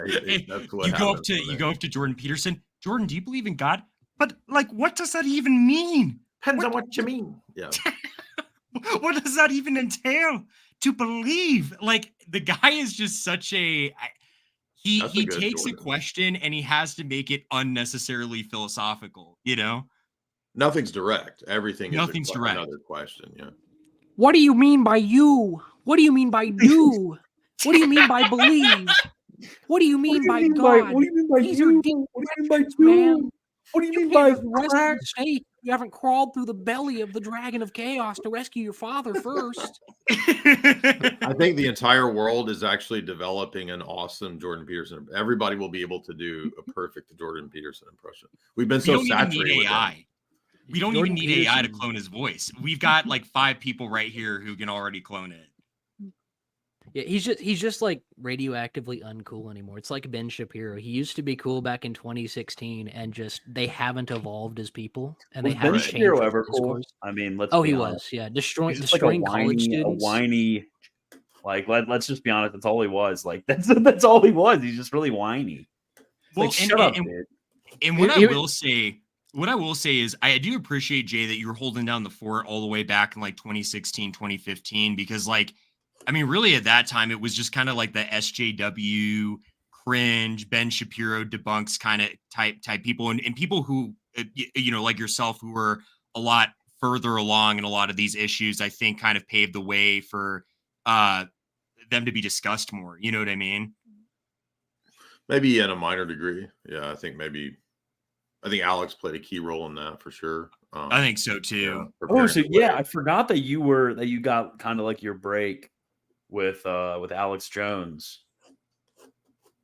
Kinda. I mean, I think he helped us go to another tier maybe of influence, because that led to the Tucker stuff and other things. But I mean, there was already a decent sized audience prior to that. But yeah, I think Alex is definitely what helped. So how is he in person? Is he like kind of like wild like he is on stream? Exactly. He's the exact same. Yeah. Wow. I didn't expect. I thought that might have been like a little bit of there's no like act with Alex. There's just Alex. Like the Alex act is Alex at all times. There's never like a shutting off of the character. The one time that I've seen him like kind of shut off is when he had several glasses of wine and got really tired. That was about the only time he like calmed down. But no, he goes 150% at all times. So wow, that's awesome. Amazing. Because I hear he's getting kind of shafted right now. Yeah. They thought they were going to get shut down a couple times, and then the judge ruled a couple weeks ago that they would be given a few more months. So they did actually try to go outside and skirt the courts and shut him down that one day. That's why he was doing that stream.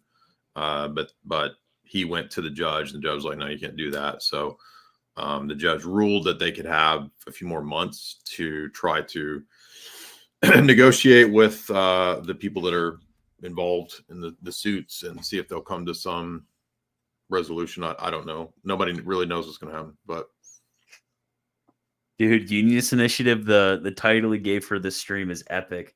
Jay Dyer joined, becomes Catholic. Massive reunion.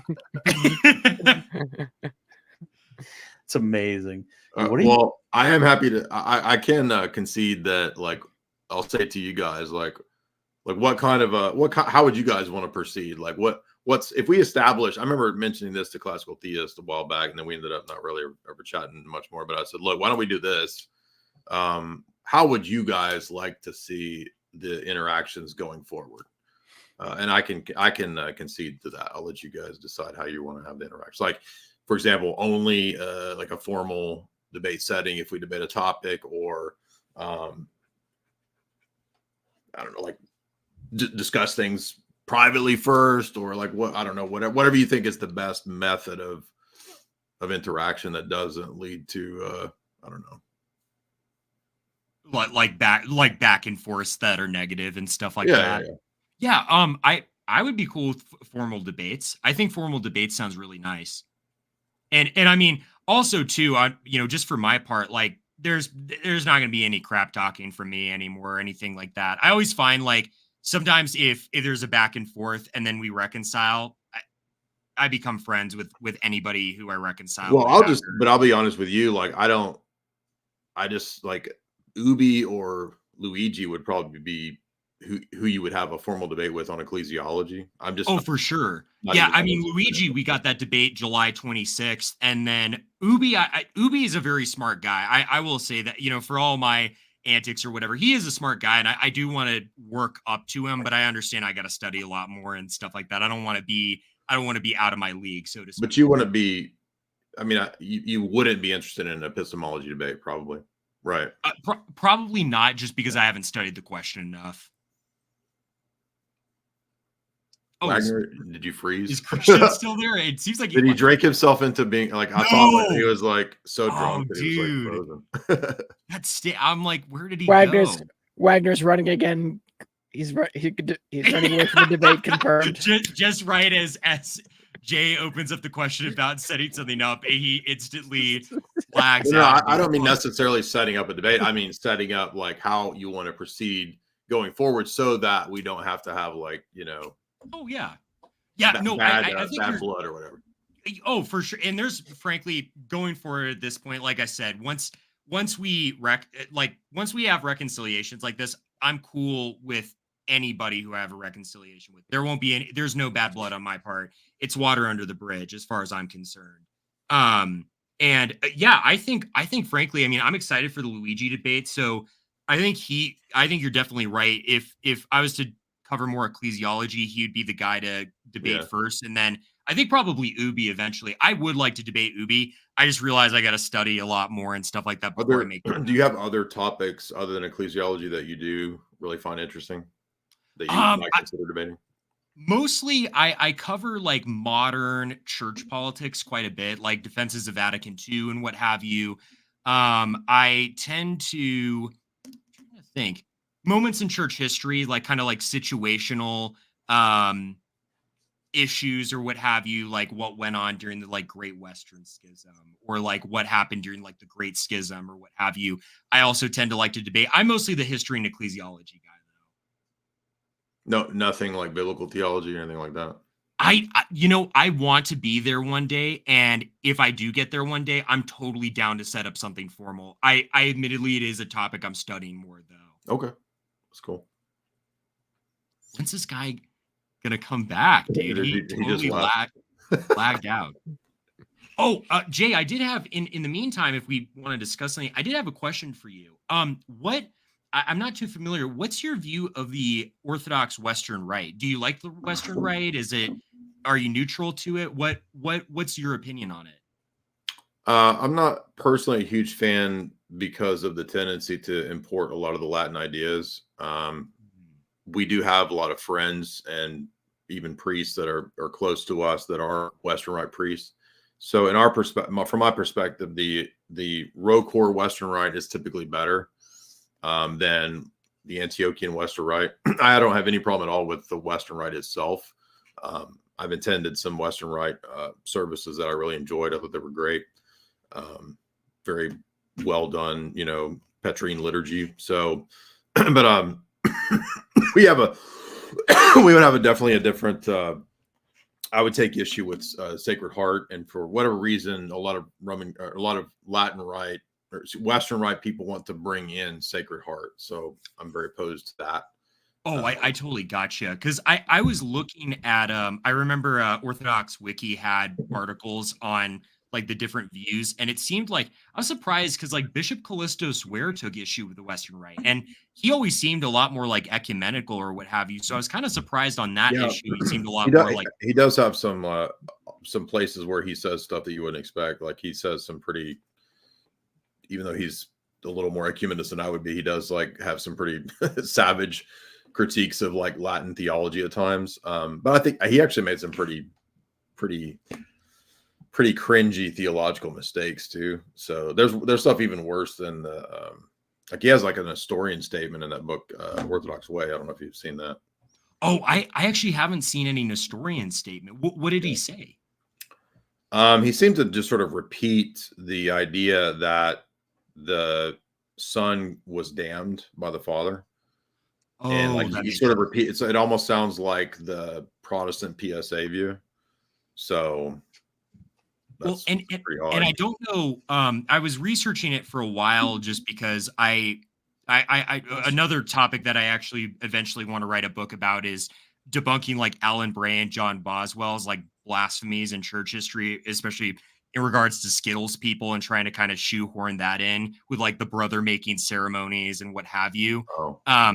But it seemed weird, like Ware seemed to have a weird view on like the Skittles people question. No, he made a pro Skittles statement.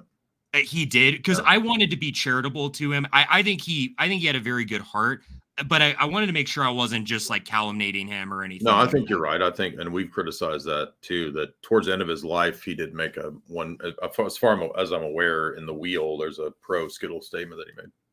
That totally makes sense. Well, and frankly, I mean, we can all agree, like Fordham University, what the heck is going on there? Like Catholic, Orthodox, it's like anyone, the last person who went to Fordham or was associated with it that I really liked was like Cardinal Dulles. And besides him, like everyone there is awful. Well, there's, you know, I mean, I will be honest and admit that, you know, there's gay Orthodox bishops on the down low as well. I just don't think that it's as prevalent.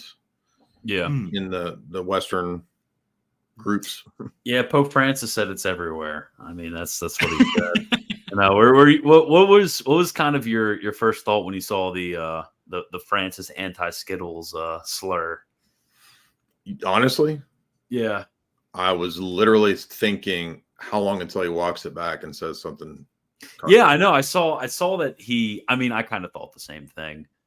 And I saw, obviously, they came out with a statement like, sorry if you were offended or whatever. And then he did it again. It's like, okay, like what's going on here? Honestly, I think what it kind of is that there is I was actually just talking with my uncle about this, who's a Protestant, but in the American media or Western media in general, they see the Pope as a very powerful tool to push their agenda. So, I mean, if they can get the Pope saying something or kind of present him in a certain way, obviously, like, we can all see that there are some problematic things that happen surrounding Francis coming out of his mouth. I think it'd be kind of blind to deny that. But the media, what they're going to do is they're going to want to say the Pope said this, like, as kind of a mallet to smash you over the head with and to push a sort of agenda.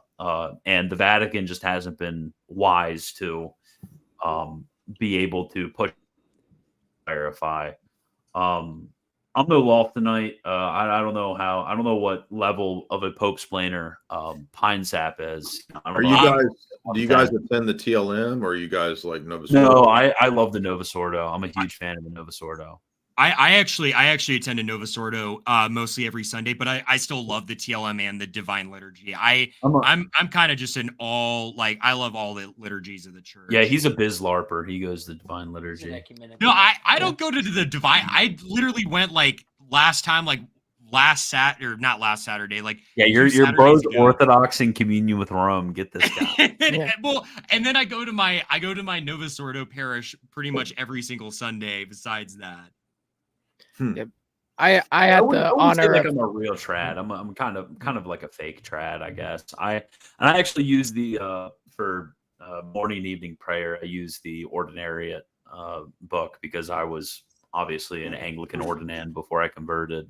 The Saint and Gregory you still book? venerate Saint Charles No, King. not Saint Gregory. Right? Saint Charles King and Martyr. No, I not the Saint Gregory's. The Saint Gregory's is the Book of Devotions, the Divine Worship Daily Office. Yeah, the one you were talking smack about, Pine Sap, on the other day. No, listen, I'm fine with that one. I just don't like the Book of Common Prayer. Okay, what was up? It's like the Catholic version of the Book of Common Prayer. Dude, but what was Jay, up? I had That's a totally question, fine. Jay, actually. What's the nature of your like backgrounds with Perry Robinson?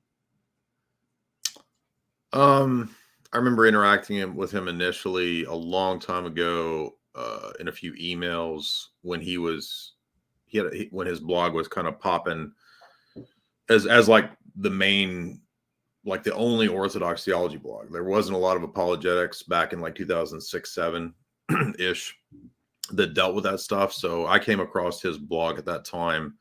And at that time, he didn't like any of the conspiracy stuff that I was talking about, because I was actually talking about a lot of controversial conspiracy topics in 2007. I had a blog back then.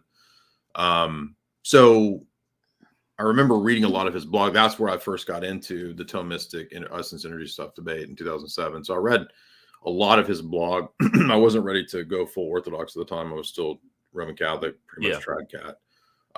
But we didn't get along at that time. Then I didn't talk to him at all for many, many years. We all off and on have chatted the last, 5 or 6 years, just in passing. We don't regularly communicate. I don't have anything against him or any critiques or problems with him. I think he obviously is not a big fan of the geopolitical stuff that I talk about. But I don't have anything negative to say. Yeah, we're still waiting for the Ubi Petrus video from Perry. We've been When do you waiting think for the that for a documentary is long going to come time. out, Jay? Yeah, the EED I don't video. know. Yeah, we've still been waiting on that. I mean, again, like I talk to Ubi maybe once every couple weeks. So, but I don't know what the update is on where they're at with their video. Who would you say is like your sort of main guy within like other Orthodox like apologists? I mean, I still talk to all the mods in our Discord server. I talk to like Lewis and Kai of Orthodox Shahada. You know, a lot of what we turned towards in the last couple of years was a lot of Islamic stuff. So I spent a lot more time probably interacting with Lewis, Kai, Dr. Branson, preparing for the Islamic debates. More so than focusing on any other like, you know, specific Orthodox related stuff. So the thing with the Jake debate, for example, was that we planned that months ahead, and it ended up not being able to be done when we wanted to do it initially. And then I was basically buried in all these super boring Muslim texts. So that basically put me in the mode of spending most of my bro time talking to Lewis, Kai, and Dr. Branson. So that's why. Yeah, because because Jake, he's from if I remember correctly, he's from a part of Islam who like doesn't accept simplicity at all. Like you would distinguish your view of simplicity from our view of simplicity, but you still obviously like affirm that God is simple, but he just, you know, denies it. Like, well, I think if I recall, he's a Salafi, but also many of Sunnis also, or maybe even most of the Sunnis also don't believe in a strict divine simplicity. They would say Allah is really distinct or in some way significantly distinct from his attributes. The problem with Islam is that they use a lot of odd terminology that sometimes it's hard to translate into what exactly they're intending to mean. Have you heard that clip where he says, wait, what do you mean by God being simple? Are you saying that he's stupid? Who's that? Jake. Surely Jake's pretty bad. But he's not that bad. Right? Yeah. Have you this read? Is real. This is real. I'll find that clip for you. No, wait. It's okay. Send it to me. I'll put it up. I mean, maybe did he say that a long time ago? I mean, or was he making a joke? I don't know. But I mean, if you read T. Campino, his work on Palamos. Yeah, I got it right here. Yeah, I'm actually really interested. I don't know if you want to discuss it like in private later, but some of his comments about because I kind of Perry first got me onto it back when we were still talking, and I went through a lot of it, and I was like, okay, I think I basically agree with this. Is there was kind of like scholarship memes that were started by Roman Catholic authors like Zhugi. And that got absorbed into some Orthodox circles. There's obviously guys like Meyendorff that weren't buying into it. But like I read it, and I basically told Perry, I'm like, Perry, I have no idea why you told me to read this, because a lot of your like main theses are contradicted by Pino, like in a quasi explicit manner. And I asked him about it, and he's like, well, I was just following the scholarship at the time. And I'm like, dude, if you were writing on this guy in a sort of, if you're writing on this individual in a very high level, like why in the world are you contradicting a lot of, contradicting what, you know, he actually says. Yeah. So that was my experience with Pino. I actually found Pino to be very helpful. But yeah, we can talk about that some other time. I have no idea who Hockey is. Do you have any idea who this Hockey is?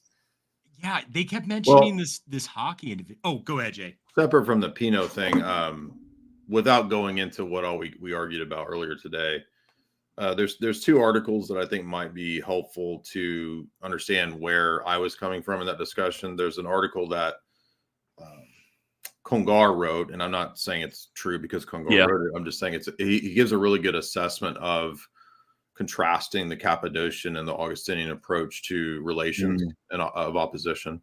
Yeah.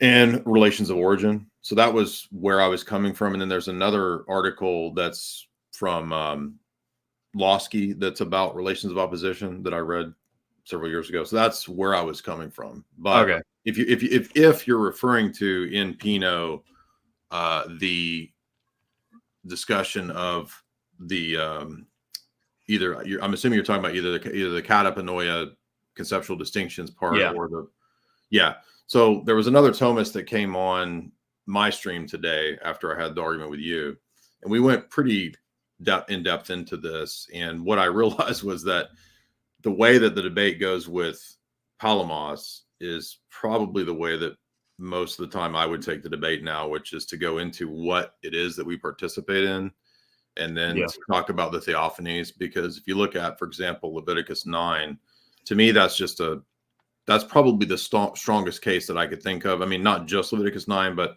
that's one of the best Theophanies where we have an explication of the Shekinah glory cloud being the uncreated glory. Well, I'll say the uncreated glory of God.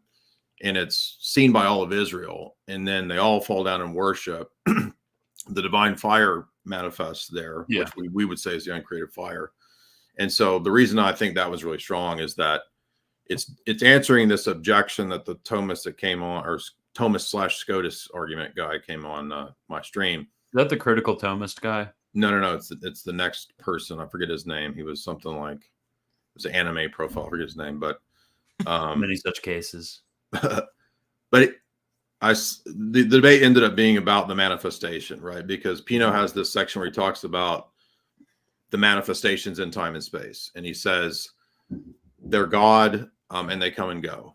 And so the attempt to answer the question of the energies that come and go, which Palamos talks about in the third triad, is by Palamos. He also argues from the Theophanies. So my solution to this is to say, look, maybe ultimately this comes down to an issue of rival metaphysics, that a Thomist doesn't see that as possible because of the metaphysical views that they have. And I understand that. I understand you guys would see that as a compromising of divine simplicity, divine impassibility. So I recognize that. I understand that's you guys' position.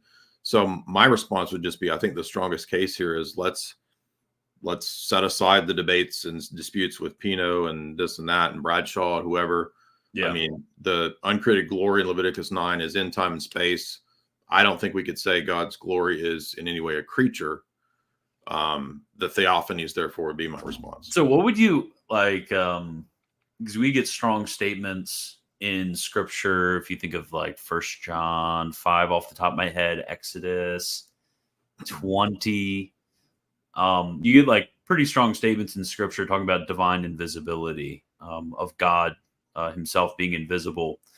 So like from this perspective, that's where St. Augustine and De Trinitate books 1-3, that's where he's arguing, it's some actually, he said, well, maybe this is some sort of thing in the intellect that's being infused in there. And he's like, well, I don't really think it's that.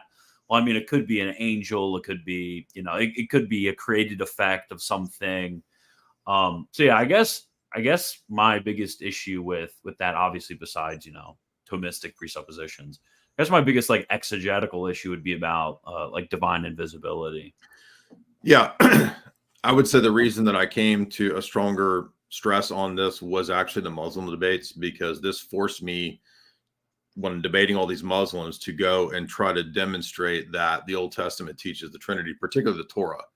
Because if that's the case, that's really devastating to Islam because of their view of the claims that the Quran is consistent with the Torah and the prophets. So if you can demonstrate that the Torah and the prophets teach the Father Yahweh, the manifestation of his angel messenger and the divine spirit being there, that's pretty difficult for Islam. And then Islam has to say, well, then the Old Testament's corrupted. And then, of course, that refutes Islam because the Quran doesn't actually say the Bible's corrupted. But focusing on that in the Islamic debates made me realize that the way Jesus argues in, say, John 5-9, when he's debating with the Pharisees, he says, and I agree with you, that he says that God is spirit, right?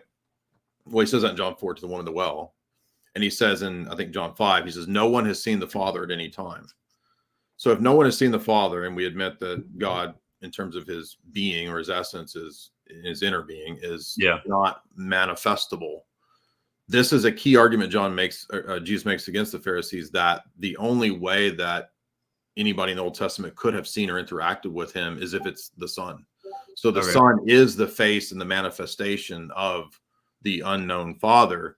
And thus Jesus says, if you've seen me, you've seen the Father. So it's a key point of, and we know that he's arguing that because then the Pharisees say that he should be put to death because he's making himself equal to God by saying that he was there on Mount Sinai talking to Moses. Paul, I think, in 2 Corinthians 3 argues that Moses was seeing Christ face to face. He fills in the gap that where Exodus says that Moses saw God face to face. So there's two things said in Exodus. One is that no one can see God and live. No one sees God face to face.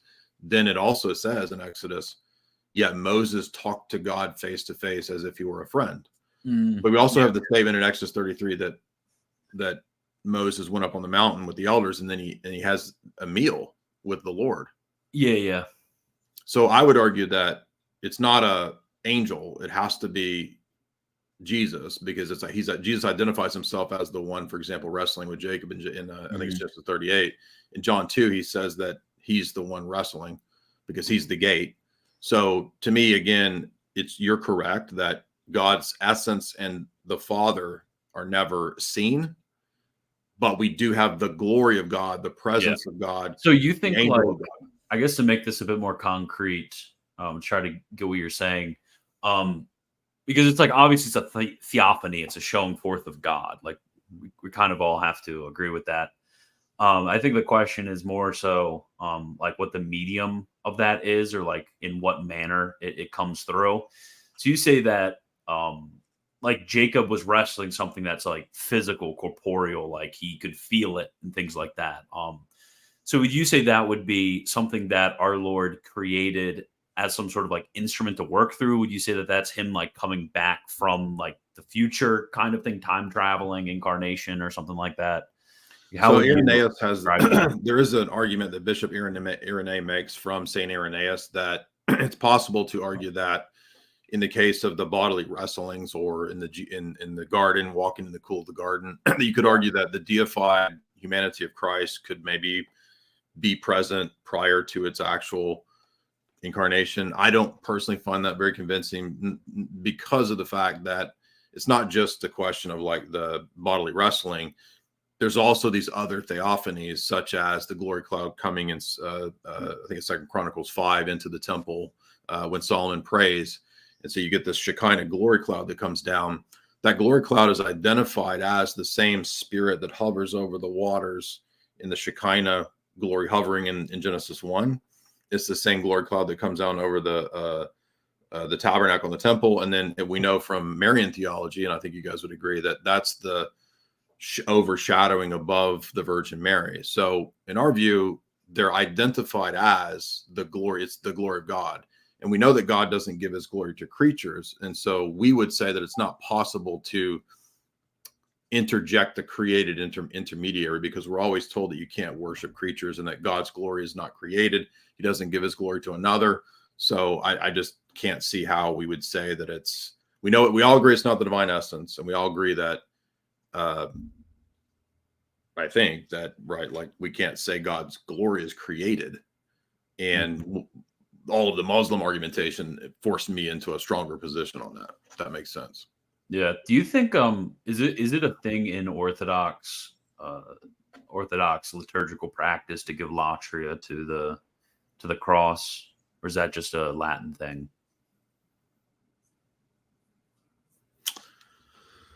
I mean, we do, on exaltation of the cross. I mean, we all give it pretty significant prostration. You know what I mean? Yeah. So, but I don't recall off the top of my head if anybody ever said anything like, Yeah, because I mean, I guess sure, only have it be Julia. I mean, it's just you ever you know this NFTU guy? He's been harassing me. Yeah, he's annoying. I don't know. He's annoying. Okay, I'll just ask. He keeps like spamming me to debate the papacy with him, and I keep explaining to him like, dude, this isn't I don't do papacy debates, so sorry. And he keeps just like spamming me, like, bring me on stream, please bring me on stream. It's like this old guy. no idea. Well, not that there's anything wrong with being an old guy. It's just it's like really weird. He's wanting to hang out with Zoomers or something.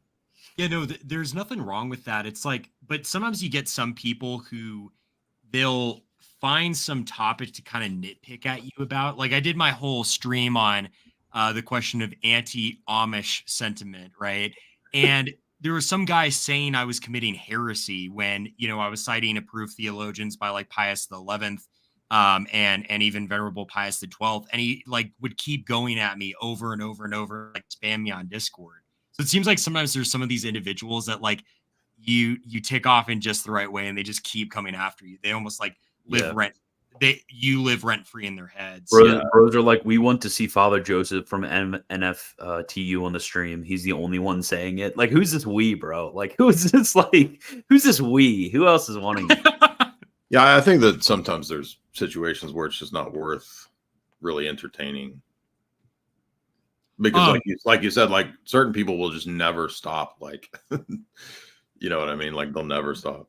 Oh, legit. It's like, what do you do with that? Yeah, there's somebody asking. There's somebody asking. Duell. He was interested in debating epistemology. So I don't know if I can connect you two or whatever. If Duell, you want to? I mean, if he's wanting like a serious like PhD level debate, Father Deacon Ananias has a PhD in epistemology. He'd probably be a better person than me if he wants like a super academic level debate on that. Yeah, so we can set that up. And people are just asking random questions. I don't know about this James Maudsley guy. Oh, well, I know about him. He was like the Fraternity of St. Peter priest who I guess like left his post essentially. And he, again, another writer on the Amish question. He has been writing actually really good books on that question. But dude, I just got what you meant about Amish. Yeah. Oh, I literally just got that. I didn't know this whole time. I was super confused. I'm like, I said that like an hour ago. You didn't know what? Did you really think I was talking about the Amish? Yeah, I thought you guys were like talking about the Amish in Russia, and I'm like, dude, this says in Russia. Like, come on, guys. The reason I started using right here. Yeah, the reason I started using that when Jay used that is because Anthony during our Avoiding Babylon episode on YouTube used that as well, and I was like, oh, I didn't know that was like a secret term or whatever. So I just wanted to use it too to avoid any of the censors. But he's written great books on that, but he's straight up like schismatic. Like some of the stuff he says is, vegano levels of schismatic. So I think on those questions I would avoid him, but on his Amish question stuff, he's very, very, very good. The Amish. I actually did have a question for Jay when we have a lull in the conversation. Can I send you guys? Are both of you guys interested in the two articles I was talking about? Oh, I'd be very interested in it, Jay. Do you want me to? I think unfortunately I still have you blocked on Twitter. Do you want me to unblock you real quick, brother? Yeah, I can do that. Jay and I can unblock you too. I think I'd have to unblock you as well. There we go. Unblock each other on our own. That's all I'm saying. You already unblocked me. Let's go. So here is the. Maybe I should put both you guys in a group.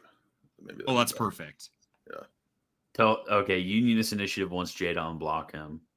I feel bad because I like overlooked all of Unionist Initiative super chats.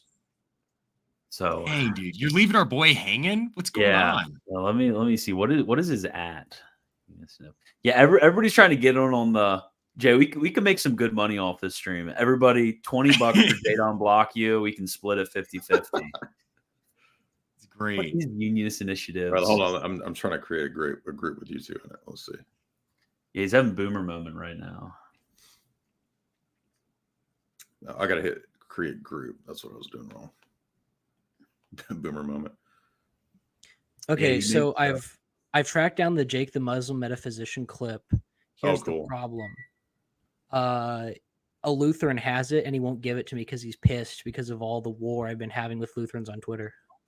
Dude, Lutherans are the worst. Lutherans are like the Amish of Christianity. Like, let's. I'll tell you who. That's kind of true, actually. Yeah. Well, because dude, some of those Missouri Synod Lutheran guys are like straight up like Natsock. Like they get really into to the point where it's a little base. Not in a based way, like not the based way. Okay, like in a way, like they, because like when I say that stuff, like I don't hate anybody or anything like that at the end of the day, but like they like actually do, and like I've gotten DMs from them before, like I'm gonna find you, I'm gonna find your address and do something, and it's like, okay, yikes. Dude, I'm in North Carolina, bro. You don't want to do that. I'm an NC baby. You're not gonna do that. Yeah, you're not gonna do it. The title is clickbait, right? No, Jay actually just converted, guys. He's going to his first clown mass next week. It is. I'm actually the presiding Eucharistic minister, so Jay has to receive from me, believe it or not. The last mass I remember going to was a hip hop mass, actually. Really? Yeah. It was like it's weird because it was largely Hispanic, so I would have thought it would be more like a mariachi, like pinata mass or something. But I would go to that. They brought out like a black dude singing kind of like a hip hop kind of thing with all Mexicans. It was really weird. That's terrible. You used to go to the Novus Ordo. I thought you were like SSPX. No, I went. I'm saying the last service I ever went to. It wasn't. I was traveling, and I remember we got up to go to mass, and then it was like, well, we just have to go to the closest one, and it was somewhere like outside of Nashville, and it was like a largely Hispanic parish. So, but no, I usually I was going to the Latin mass. This is like the worst coal of any comment in here. You're scared to debate Pearl. She had me.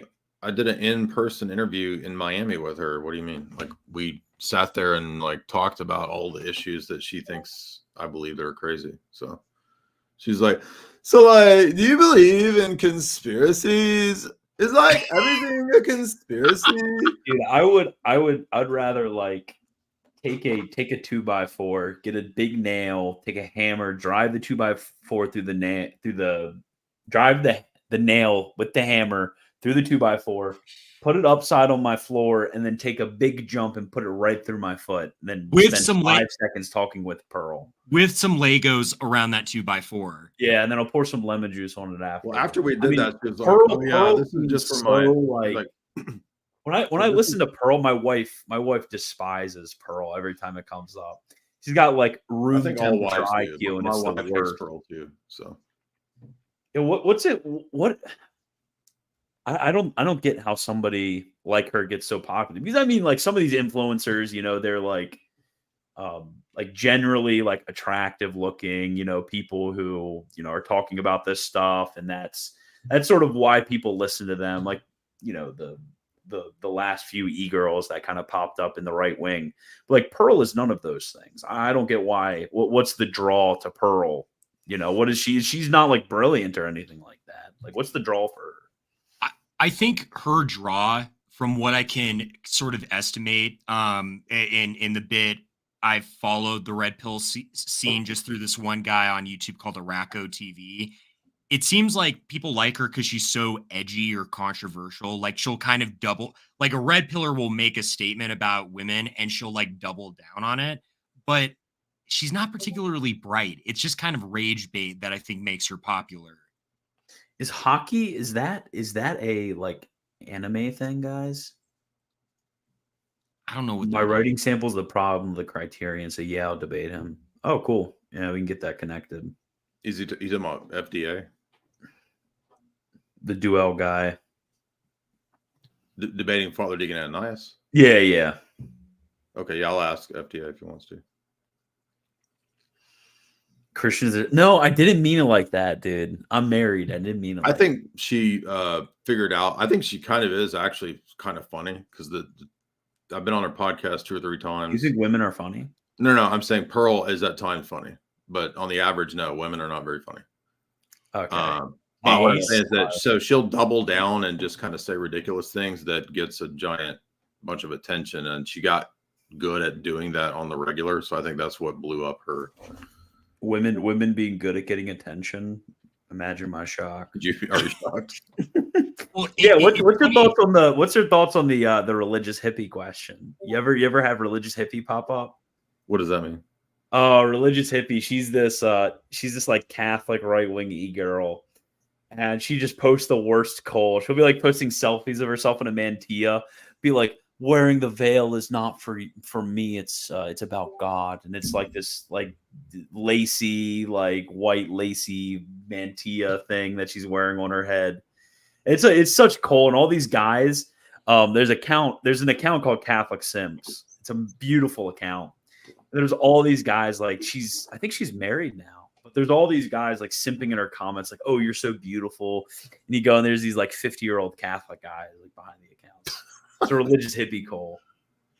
No, I haven't heard of that. And there was some we mentioned old Catholics earlier. There was some like creepy old Catholic priest that like was, I don't know if it was like commenting under her stuff, but like he would just be like, "You're so beautiful, Queen." He's like, "You're so beautiful, you're so precious, you're so beautiful." I'm like, "Come on, buddy." The simping old Catholic priest. That's funny. That's actually pretty funny. It literally is like if you took, but it's funny. I mean, it's like if you took like random character attributes, shook them up in a bag, and just took whatever spilled out. To be frank, a religious hippie while dating the guy was flirting with Uniate Papist. Oh man, Uniate Papist, that's a coal mine right there. I heard Jay this Uniate Papist guy said that you accidentally blocked him on 4 different accounts. Like 4 of his accounts got blocked by you. And I'm like, man, this guy is like he's doing something right then. Yeah, he's doing something right. He's getting blocked on 4 accounts. Yeah, I'm glad that Jay clarified that women are unfunny. I was about to leave the stream for a second. Yeah, I've never like my wife, she'll always try to show me these like Instagram reels and stuff. Just never find them funny. It's impossible. I know it's coming from a woman, so I'm instantly disposed not to find it funny. I think very few women are funny. I think Kristen Wiig can be funny. I think Anna Faris is funny.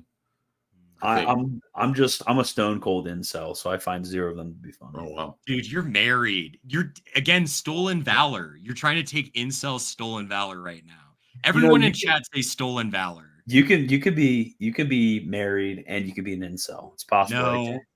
No, you have to be a weirdo and you have to make like all women scared of you. That's how being an incel is. Women are scared of me. I told you earlier. I scare women all the time. All you got to do is like late at night when you're going to the gas station, like you see the single mom going filling up her gas. You just have to like, you have to just put your head down, put your hoodie hood up, and you have to like walk quickly towards your car. You walk right by it. Every single time I talk about incels, it reminds me of that like Channel 4 daytime television episode where it was like, this is how someone gets like becomes an extremist or whatever, and the guy's like typing some ridiculous tweet like all women should have something horrible happen to them, and then like a drop like black pill like drops out of the frame and like into his mouth, and he like enters in this like digital space where he's like an incel black pill schizo weirdo. It's so funny how like the mainstream media conceives of like our subcultures. Are you scaring virtue into the single moms at night? But you're like frightening them into being virtuous. I'm telling you, all I do is I raise rent on the single moms. That's all I do. every month, I look through and I see all the clients and I see, okay, like married, okay, good, married, single mom, like double the rent on the single mom real quick. My wife is in the computer. Oh, you anime. What do you think about anime people, Jay? I think you're red pilled on the anime question. I don't know what you mean by red pilled on it. I've never red pilled on it. Anime sucks. I've never liked it so bad. Dude, I don't know why these people have like little anime girls as their profile pictures. It's kind of. I've always thought it was weird. It's pretty odd. When's the I'm gonna be honest. Like I'm not even just a younger thing, like 25 and younger. I mean, what do you think? Yeah, I don't get why that's. Yeah, I think it's about that age range. But I've no idea. It's like some of these anime girls are like 12 years old in their like series. Like why are you having this anime girl like drawn as your profile picture? Somebody had a big argument, like an aesthetic argument one time they were presenting to me, which was interesting. I wasn't buying it, but they had this really worked out philosophy of like people are grasping and desiring some kind of aesthetics that's missing in the West. And so they find that appealing because of its, I don't know, the connections that they have. That people that are into it are really into the themes and the aesthetics together, and that I don't know. There was some argument like that, but I remember watching. I thought Ghost in the Shell was a pretty interesting anime movie. I watched some of that Mio Hayazaki stuff maybe 15 years ago, but I've never been into it. To me, it seems like it's a foreign style that I don't have a problem with people appreciating foreign art styles, but it's not really Western man's styles. You know what I mean? And somebody might say, well, but your icons aren't, actually, I think Greece and even Russia are actually part of, Western tradition isn't just restricted to America or, Europe. I think you can have I would include Byzantium in that tradition as well. I definitely would too. And I think like the anime profile pic stuff it's fine if it's like, the main character from like Cowboy Bebop or whatever. Like I wouldn't think twice of that. But yeah, the little girl stuff does come off as very odd and it makes me uncomfortable. Wait, so what did that? Somebody said something in like the chat. Yeah, why do you bring all the weirdos in the chat, Jay? There's somebody let me see this person. I can't find. Oh, there it is. Jay Dyer won't debate Peter Diamond. Jay Dyer debate Peter Diamond. Somebody created a whole account just to come and I don't blame you. But everybody always tells me to debate Peter Diamond. I'm like, no, I'm not doing that. Well, I mean, that's like you're saying with like the other guy, the weird non-canonical dude saying you need to debate him, the Orthodox person. Like certain people, it's not really worth it because like that it sort of legitimizes that position. But if it's a position of people who literally don't have any episcopacy, but they're supposed to be, monastics, to me, it just doesn't even seem logical to do. And I already kind of did a response to what I think about sedevacantism several years ago. I did like a 3-hour breakdown of a book that I think is kind of the open and shut case on sedevacantism. So I don't know what the point would be to rehash all those arguments again. Yeah. Oh, was that John's book? How sedevacantism proves Eastern Orthodoxy? Well, it's called Sedevacantism Delusion is the main title. But I think that is the subtitle. Yeah, John Pontrello's book. I actually, believe it or not, I used that book during my debate with Jim Condit on sedevacantism. He's got a lot of good stuff in that debate, actually. It's like a treasure trove for resources. Is he I don't know who that is. Is that a sedevacantist? Oh, yeah, he's a sedevacantist broadcaster. He's much older. He's a boomer, so he's like, on the airwaves. He's not even online, but he was a really nice guy, and we had a really good debate on sedevacantism. Let me see. Oh, thank you. Thank you.